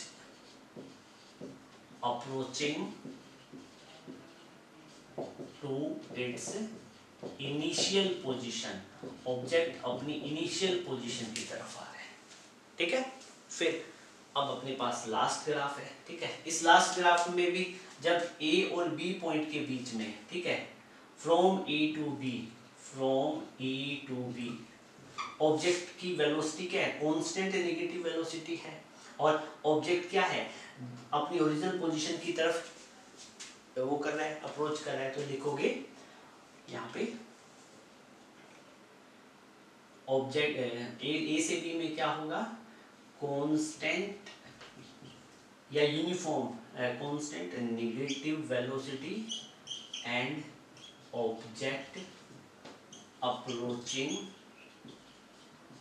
toward its original position, object अपनी ओरिजिनल पोजीशन की तरफ आ रहा है। अब इस केस में देखो ना, ऑब्जेक्ट बी पे आके अपनी ओरिजिनल पोजीशन को अप्रोच करेगा, उसके बाद में ग्राफ स्ट्रेट लाइन है डाउनवर्ड डायरेक्शन में। देखो बेटा, ये डिस्प्लेसमेंट पॉजिटिव डायरेक्शन में है, और ये ग्राफ का डाउनवर्ड हिस्सा डिस्प्लेसमेंट की अपोजिट डायरेक्शन दिखाएगी, या यूं कहिएगा कि नेगेटिव डिस्प्लेसमेंट, ठीक है ना। ये तो पॉजिटिव डिस्प्लेसमेंट एक वेक्टर क्वांटिटी है, एक डायरेक्शन पॉजिटिव तो उसकी अपोजिट वाली क्या होगी? नेगेटिव।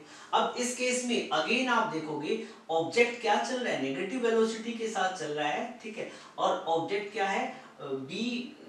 बी पॉइंट पे पहुंचता है तब तक तो अपनी ओरिजिनल पोजीशन को अप्रोच करता है, उसके बाद में फिर उसकी डिस्प्लेसमेंट क्या करती है? इंक्रीज करती है विद रिस्पेक्ट टू टाइम, ठीक है। तो यहाँ पे लिखोगे, यहाँ पे आप नोट कर लीजिएगा, ठीक है। फ्रॉम बी टू सी लिखो again, after time T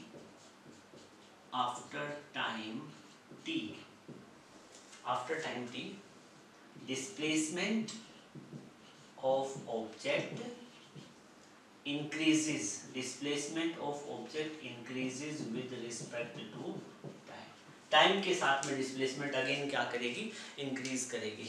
okay so बेटा आज की क्लास में बस इतना ही. मुझे पता है लेंदी काफ़ी हो चुका है, आप भी काफ़ी फैटिग फील कर रहे होंगे क्योंकि काफ़ी लेंदी लेक्चर था. ठीक है, नेक्स्ट वीडियो में मिलेंगे हम एक नए टॉपिक के साथ में जिसमें हम वेलोसिटी और टाइम से रिलेटेड ग्राफ्स डिस्कस करेंगे. ओके सो आज का वीडियो आपको अच्छा लगे तो वीडियो को लाइक करना, अपने मैक्सिमम फ्रेंड के साथ शेयर करना, और चैनल आपने अभी तक सब्सक्राइब नहीं किया तो चैनल सब्सक्राइब करना. So thank you. Have a great day ahead.